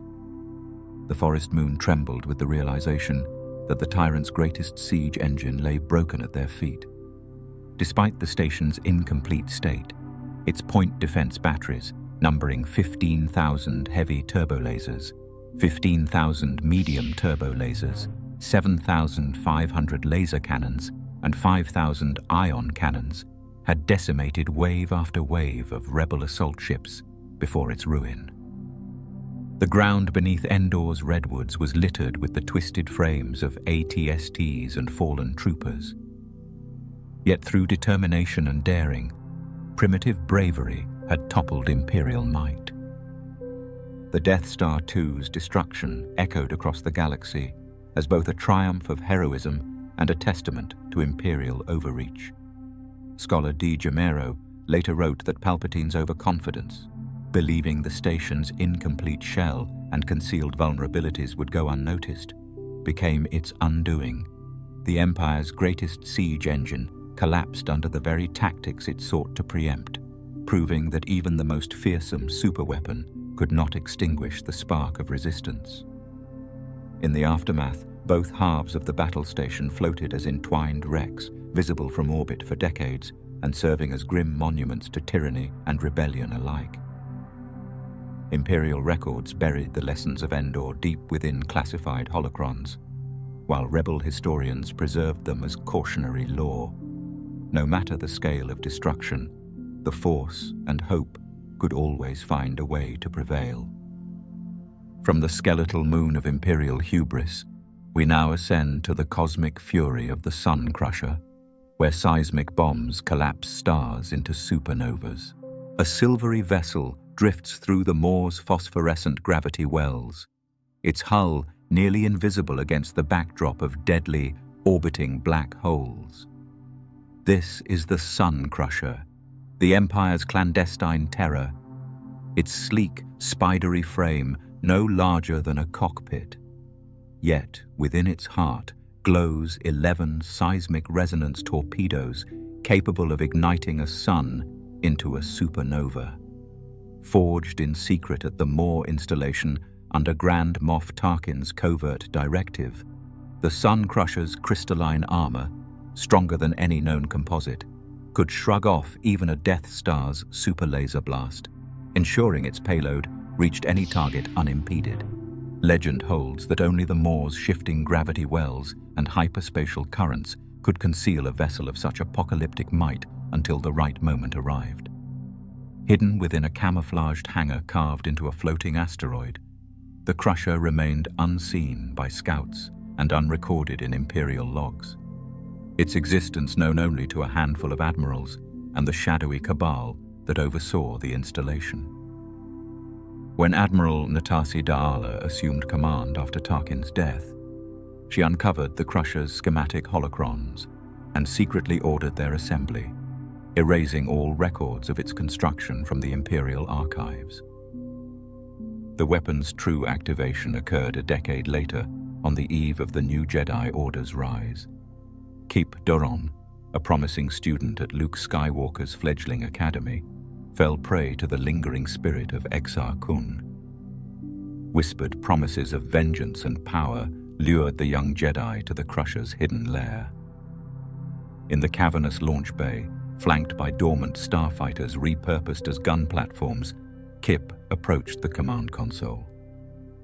Sensors flared to life as he initiated the first torpedo launch sequence, a sequence that would echo across the galaxy in crimson devastation. The first star to fall was Carida, home to the Empire's primary officer training academy. In the tense silence before impact, the Crusher slipped into Carida's sunlit system like a ghost. Kip guided the ship down the coronal veil, the torpedo's external sensors breaching the photosphere before detonating in a cascade of nuclear fusion. The star's surface ruptured in a riot of flame.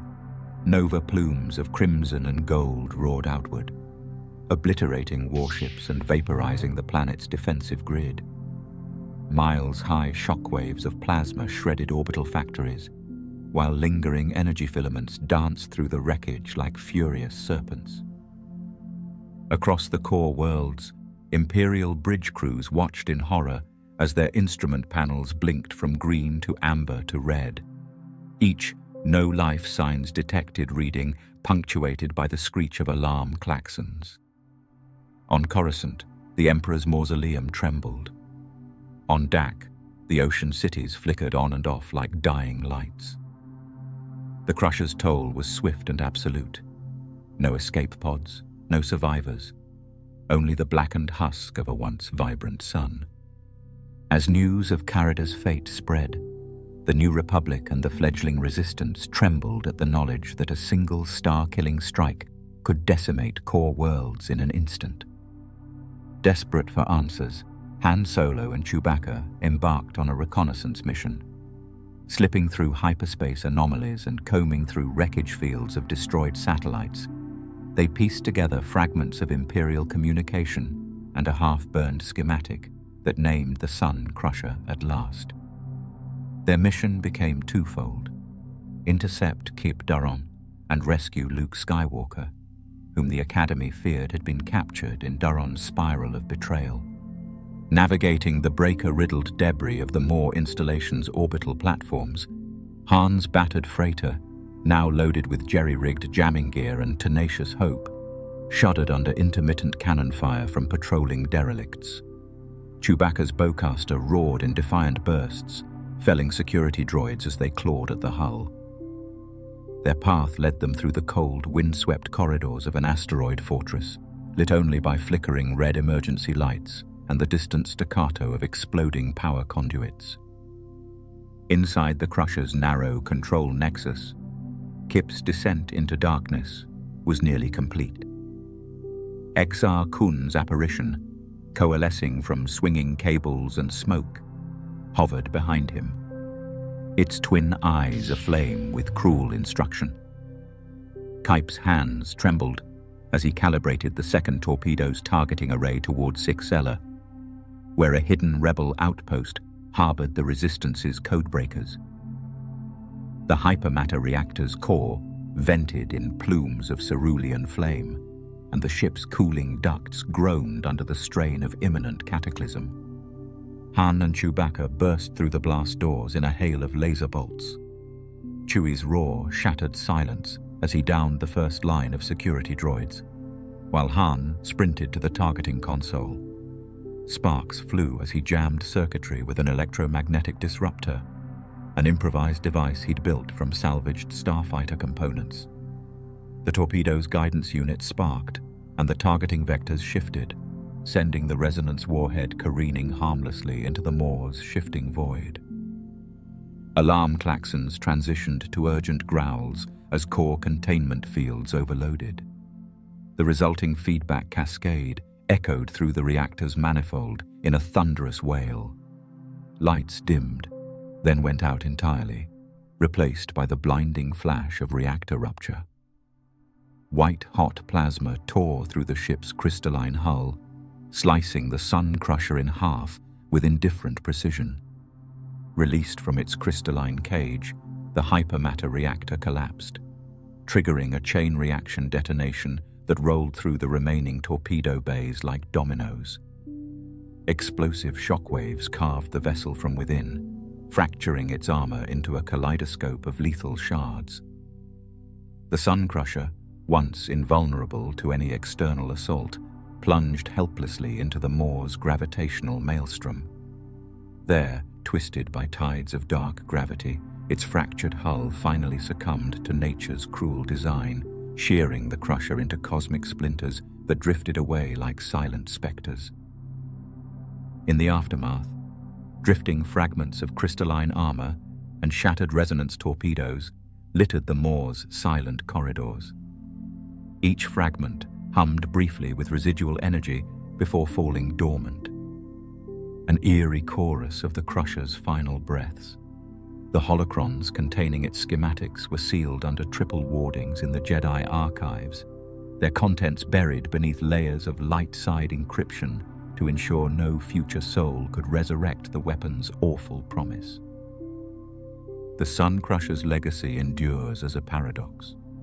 The smallest vessel ever capable of star-scale annihilation, yet vulnerable to a single act of defiance. Its chain reaction of supernovas, unrivaled in scale, underscores the fragility of unchecked ambition. In every whispered caution among pilot crews and holocron scholars, its name carries both awe and warning. A stark reminder that true power often blooms in shadow and can be undone by the lightest spark of rebellion. We now descend from this tale of stellar horror to the cosmic crucibles that forge entire armies from the fires of binary suns, the Star Forge, where creation itself becomes the galaxy's most fearsome weapon. A crimson nebula coils around the skeletal silhouette of a titanic space station, its form half hidden in the swirling stellar haze. The Starforge stands as an altar to Sith ambition, a monument of black steel and red-hot plasma, born from a fusion of ancient Rakatan alchemy and the cold logic of war. Here, raw stellar energy is transmuted into armadas before they ever touch vacuum's chill. Long before the rise of the Empire, Darth Revan journeyed beyond Republic charts, lured by whispers of a superweapon that could turn galaxies into legions. Guided by equal parts curiosity and the dark side's hunger, he found the Forge orbiting two dying suns, their light siphoned through kilometer-wide collectors into glowing conduits of obsidian steel. From those conduits, reactors forged by ancient celestials funneled solar fire into crucibles where super alloys fused with dark side catalysts, yielding metal that pulsed with the heartbeat of stars. At the Forge's core, a spinning lattice of crystalline kyber conduits captured every photon and redirected it into assembly bays where automated arms sculpted warships with preternatural speed. Droids, millions of them, labored in rhythmic unison, their joints slick with starlit oil, weaving hull frames and installing turbolasers that gleamed like sharpened teeth beneath binary suns. Under Revan's cloak, each vessel took shape as a titan, prow carved into the visage of Sith avatars, hangar bays yawning like the maws of leviathans, engines glowing with the promise of conquest. Great walls of force-hardened alloy rose in concentric rings, and corridors lined with glyph-etched columns hummed with dark energy as maintenance servitors crawled along conduits, calibrating magnetic fields to exacting tolerances. Revan stood upon a balcony of fused durasteel and darkstone, his presence a shadow among titanic structures. With every ship launched, he felt the force weave through the forge, each new dreadnought an extension of his will. Holocrons recorded his designs, strategic patterns, fleet formations, the arc of conquest, encoded into every ship's navigational circuits.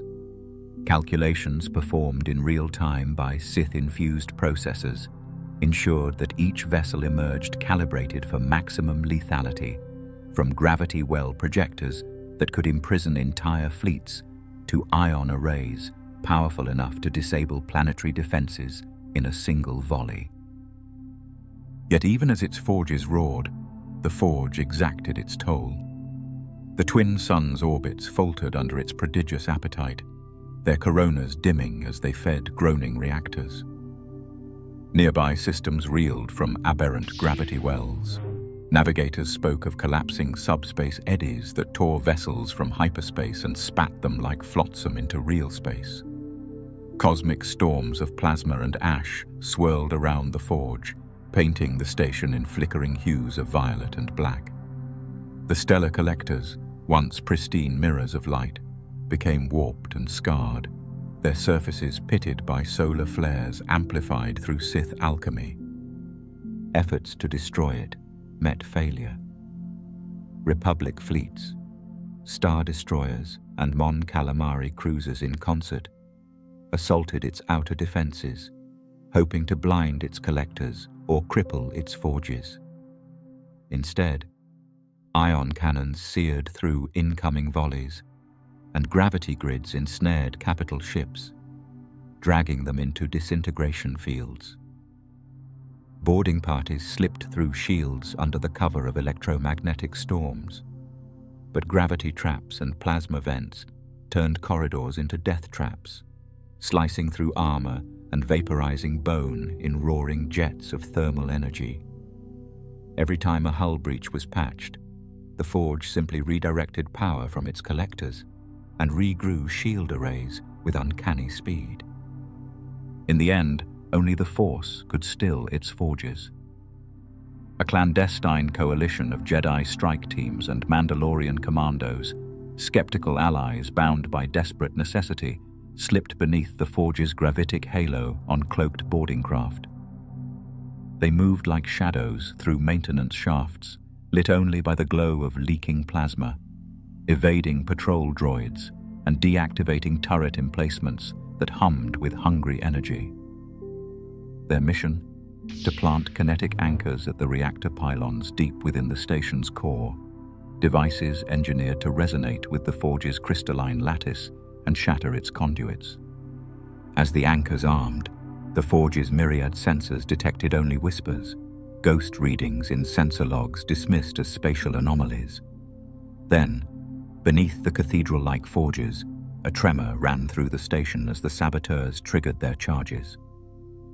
In a single, harmonic cascade, conduits of pure kyber crystal fractured, sending iridescent shards cascading into molten flows. The arches of obsidian conduits snapped like brittle bones, and arcs of raw photon energy snaked through ruptured veins, igniting raw plasma pockets in every chamber. The station convulsed as unleashed energy tore through festooned arms. Crimson plumes blasted into space where hull plating buckled and exploded.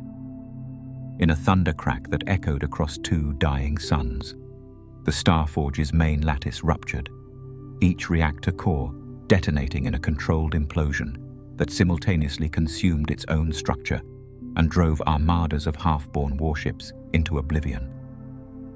Vessels still tethered to assembly gantries were sucked into the blast, their hulls collapsing into sprawling ribbons of molten steel. As molten metal rained into the dying suns, the forge's remains, twisted girders and shattered kyber shards, drifted as cosmic driftwood, relics of power unmoored from purpose. The twin stars, freed from the forge's ravenous maw, collapsed into supernovae mere hours later, their final bursts painting the station's shattered hull in blinding white light before fading into silence. In the aftermath, the void was filled with drifting debris fields that stretched for light years, each fragment a testament to both genius and madness. Revan himself vanished into the shadows of legend. Some say he surrendered his memories to the Force, others that he fled to unknown regions, destined to shape new histories. Whatever his fate, the Forge's legacy endures. Half-forgotten dreadnoughts ghosting through the outer rim, their systems dormant yet ever hungry for power. Scholars debate whether any fragment survives in hidden caches, but none deny the Forge's grim lesson. Creation, when bound to unchecked ambition, can become the greatest weapon of all. In midnight, holocrons and fading data caches, its story endures. A whispered caution that even the pure light of stars can be forged into engines of domination. And as the nebula's glow fades, the galaxy's eye turns once more to darker nightmares, where even planetary behemoths bow to the might of stellar hunger. A low, humming vibration runs beneath Ilum's frozen surface as the planet's great collector arrays come online, their rib-like fins unfurling against the night sky like mechanical talons. Carved into the icy crust of the ancient Jedi world, Starkiller Base is more a monster than a station. A planet hollowed and reforged into a living engine of mass destruction. Its designers drilled miles into the heart of the planet, tapping into veins of glittering kyber crystal that pulse with the same resonance once used to forge lightsabers. Around the equator, a trench-spanning emitter aperture yawns under the glare of floodlights, waiting to unleash a beam capable of shattering solar cores. Far above, hidden rocket thrusters tuck beneath the ice, awaiting orders to hoist the planet from its orbit and bear it through hyperspace toward its next victim. General Hux's command chamber ripples with blue hollow projections as officers watch the Hosnian system blaze bright on their displays. They speak in clipped voices of recharge cycles measured in days, of thermal oscillators cooled by sacrificial coolant transfers, and of shield generators forged from alloyed kyber matrices, technology stolen from Jedi legends, reborn in a crucible of spite.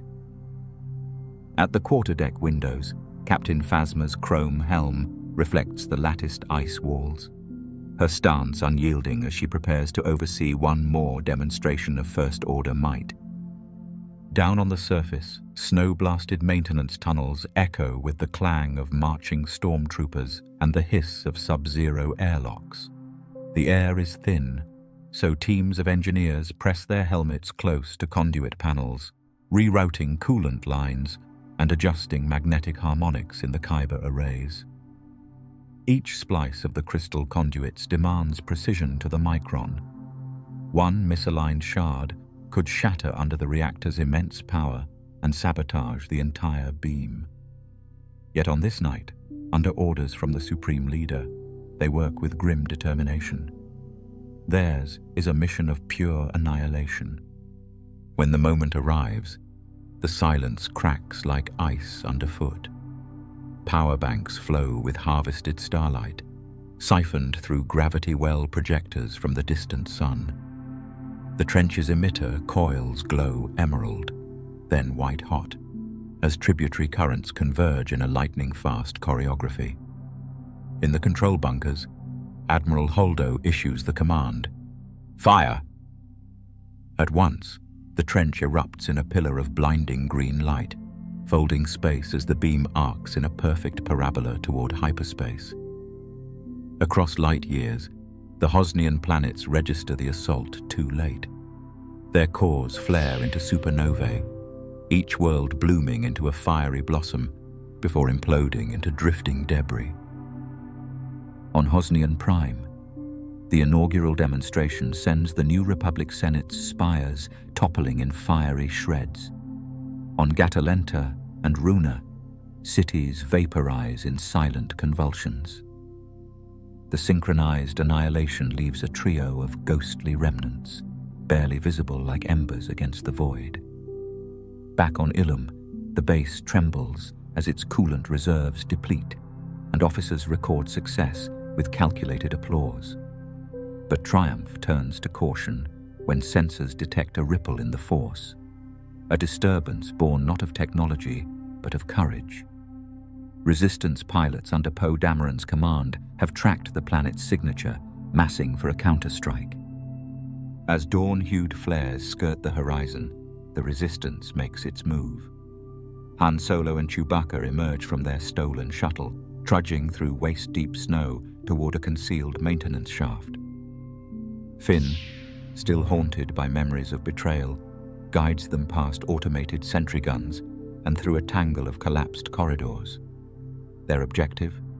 The planetary shield generator nestled in an ice cavern, its crystalline antennae reaching skyward like skeletal fingers.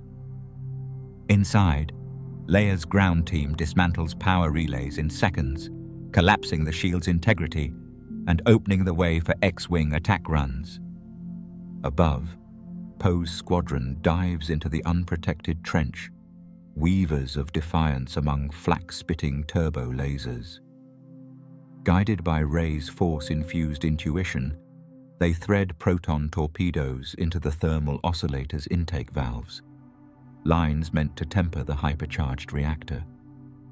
With each torpedo strike, the oscillator shudders, magnetic seals screaming. The collected starlight, no longer contained, surges back into the planet's core, igniting subterranean veins of pyroplasm. Ilum groans like a dying beast, its ice shell cracking as rivers of molten metal surge through the fissures. Below decks, alarms converge into a cacophony as the base's systems collapse one by one. Hux's holoprojector flickers as the recharge timeline spirals out of control.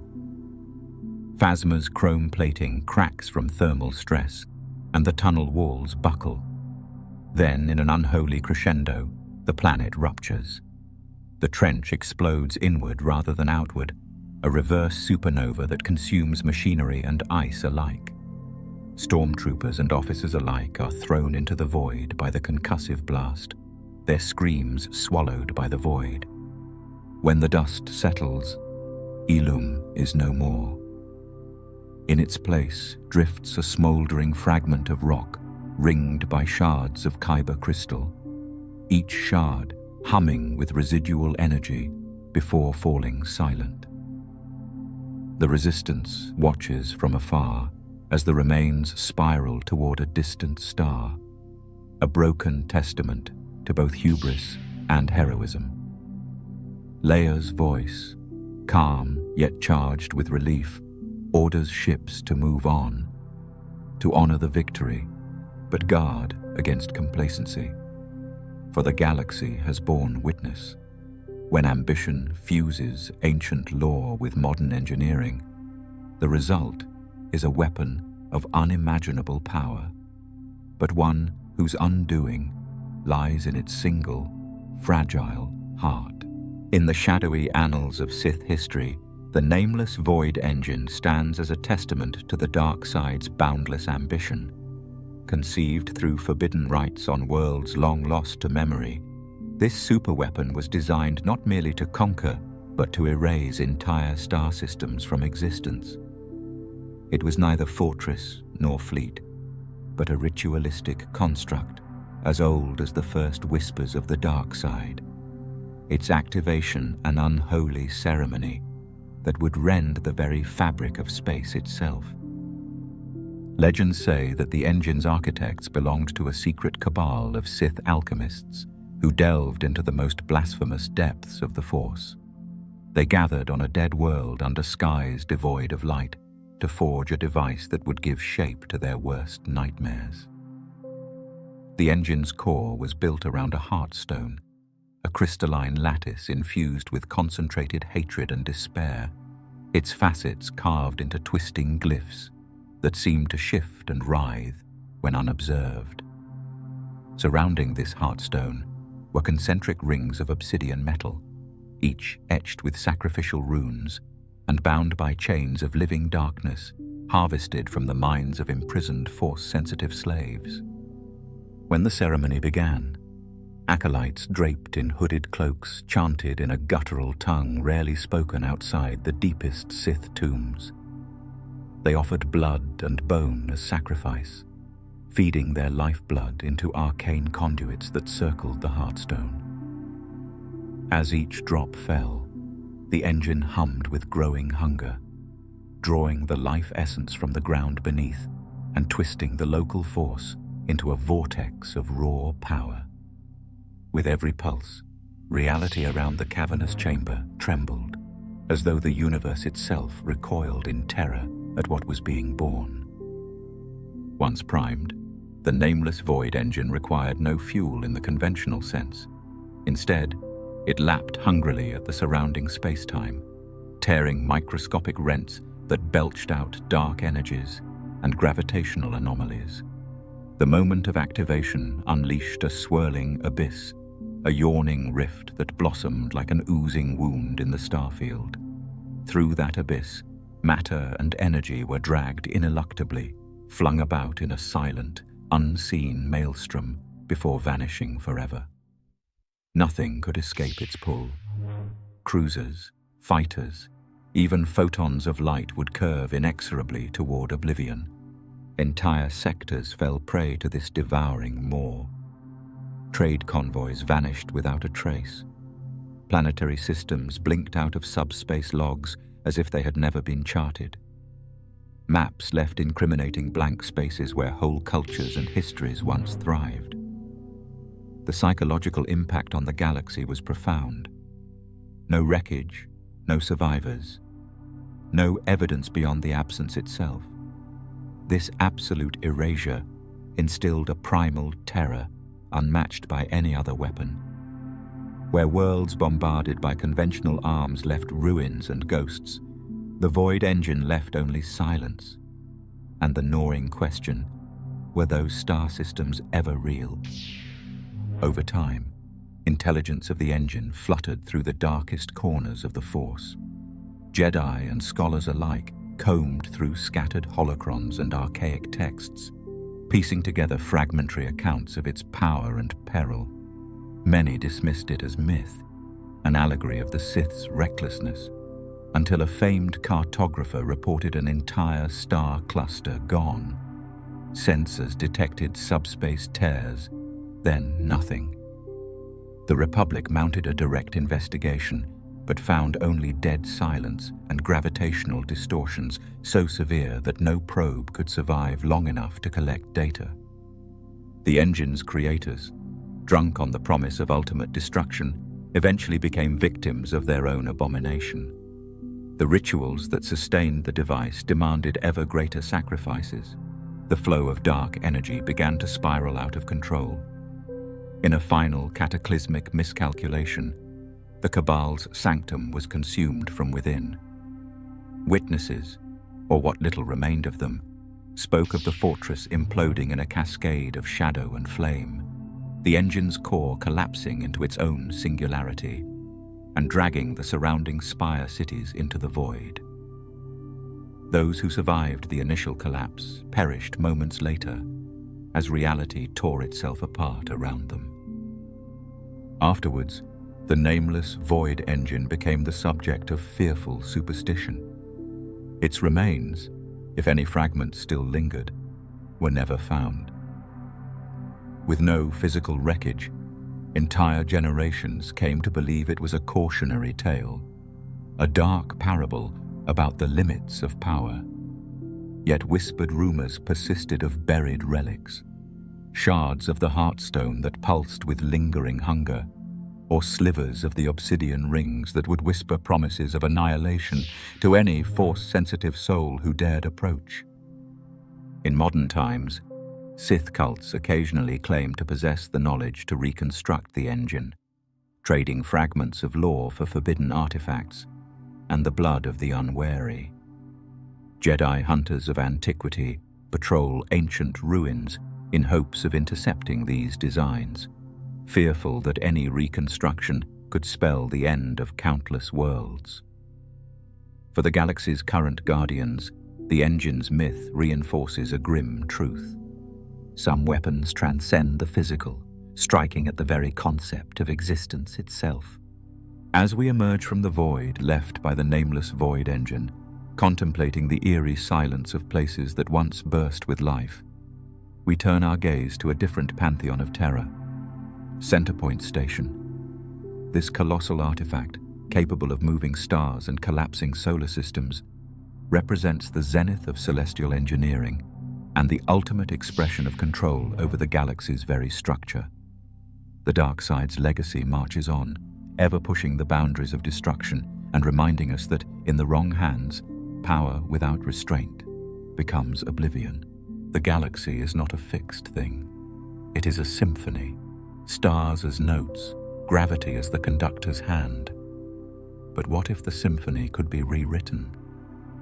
Enter Centerpoint Station, the oldest and coldest aria in the cosmic score, a relic from the Celestials, those god architects who shape the galaxy like clay. It is not merely a weapon. It is a prison for a power even the Sith dare not name. Forged in the mists of time, Centerpoint hangs in the Corellian system, a skeletal titan dwarfing planets. Its surface, pocked with age and riddled with cavernous docks, hums with the residue of hyperwaves, ripples that can nudge stars, collapse nebulae, or unspool solar systems like fraying thread. The station's purpose? Unknown. Its potential? Apocalyptic. The Corellian trilogy's crisis began with a tremor, the station awakening. A faction of madmen, drunk on its blueprints, sought to weaponize its ancient protocols. Their goal? To move stars like pawns on a chessboard, rendering entire sectors uninhabitable. Imagine Coruscant's sun wrenched from its cradle, hurled into the void. Imagine planets freezing in hours, their orbits unraveling. Centerpoint's activation was not destruction, it was rearrangement. But the station resists mastery. Its controls, etched in runes no scholar can decipher, demand a price. During the crisis, a young Jedi, Anakin Solo, channeled the Force into its heart, feeling the Celestials' echo, a presence vast and indifferent, like staring into the abyss behind creation. The station pulsed, hyperwaves rippling outward, stars flickered, systems trembled. For a moment, the galaxy held its breath. Then silence. Centerpoint's near firing left scars unseen. Hyperspace lanes quivered with phantom energy. Planets reported tidal surges without cause, and in the station's depths, something stirred. A consciousness, a failsafe. The Celestials, it seemed, had built traps within traps. What truly chills is the station's duality. It created the Corellian system, aligning planets with celestial precision. Yet it can unmake them just as easily. A tool of creation turned to genocide. The Jedi Council debated destroying it. But how? Its armor laughs at turbolasers. Its reactors, if ruptured, might detonate with the force of a supernova. So it remains, suspended between salvation and ruin, a sword above the galaxy's throat. Legends whisper that the Celestials fled their own creation, fearing what they'd birthed. Modern scavengers tell of voices in its halls, screams folded into the metal, star song trapped in its wiring. Even Palpatine in his vaults of Sith lore called it the one engine even I would not awaken. Yet power beckons. During the Yuuzhan Vong War, rogue elements plotted to turn Centerpoint against the extragalactic invaders. The plan? Rip their fleet apart with manipulated hyperwaves. It nearly worked, until the station, capricious as a god, redirected the energy, vaporizing a nearby moon instead. The lesson? Centerpoint obeys no master. It consumes them. Today it drifts, a monument to mortal insignificance. The New Republic seals its docks. Historians pass its hieroglyphs, and the Force flows around it, wary. To walk its halls is to feel time's weight, to hear the hum of a trillion-year-old machine still dreaming of its makers. But machines can wake. Rumors persist. A cult, the Children of the Celestials, claims the station speaks in their dreams. A smuggler's log describes a glow in its core, brightening yearly. And in the unknown regions, a star cluster shifts position, slightly, as if tugged by an unseen hand. Centerpoint's greatest terror is not what it did, but what it might. A galaxy surviving Death Stars, world devastators, and Starkiller Base now faces its oldest shadow. For when the Celestials return, and myths say they will, their station awaits, a loyal hound hungry for the hunt. The symphony nears its crescendo. Will the next note birth a star, or a silence that never ends? From the Malevolence's localized terror to Centerpoint's godlike stellar manipulation, these superweapons reflect Star Wars' central tension, the corrupting allure of absolute power. While the Death Star and Starkiller Base dominate pop culture, the true apex lies in ancient, unfathomable tech like Centerpoint. A reminder that even in a galaxy of miracles, hubris births catastrophe. Yet, time and again, these monstrosities fall to the unyielding spark of rebellion. For all their might, they share one fatal flaw. They underestimate the Force's true power: hope. May this list remind us, no weapon, however grand, can eclipse the resilience of free will.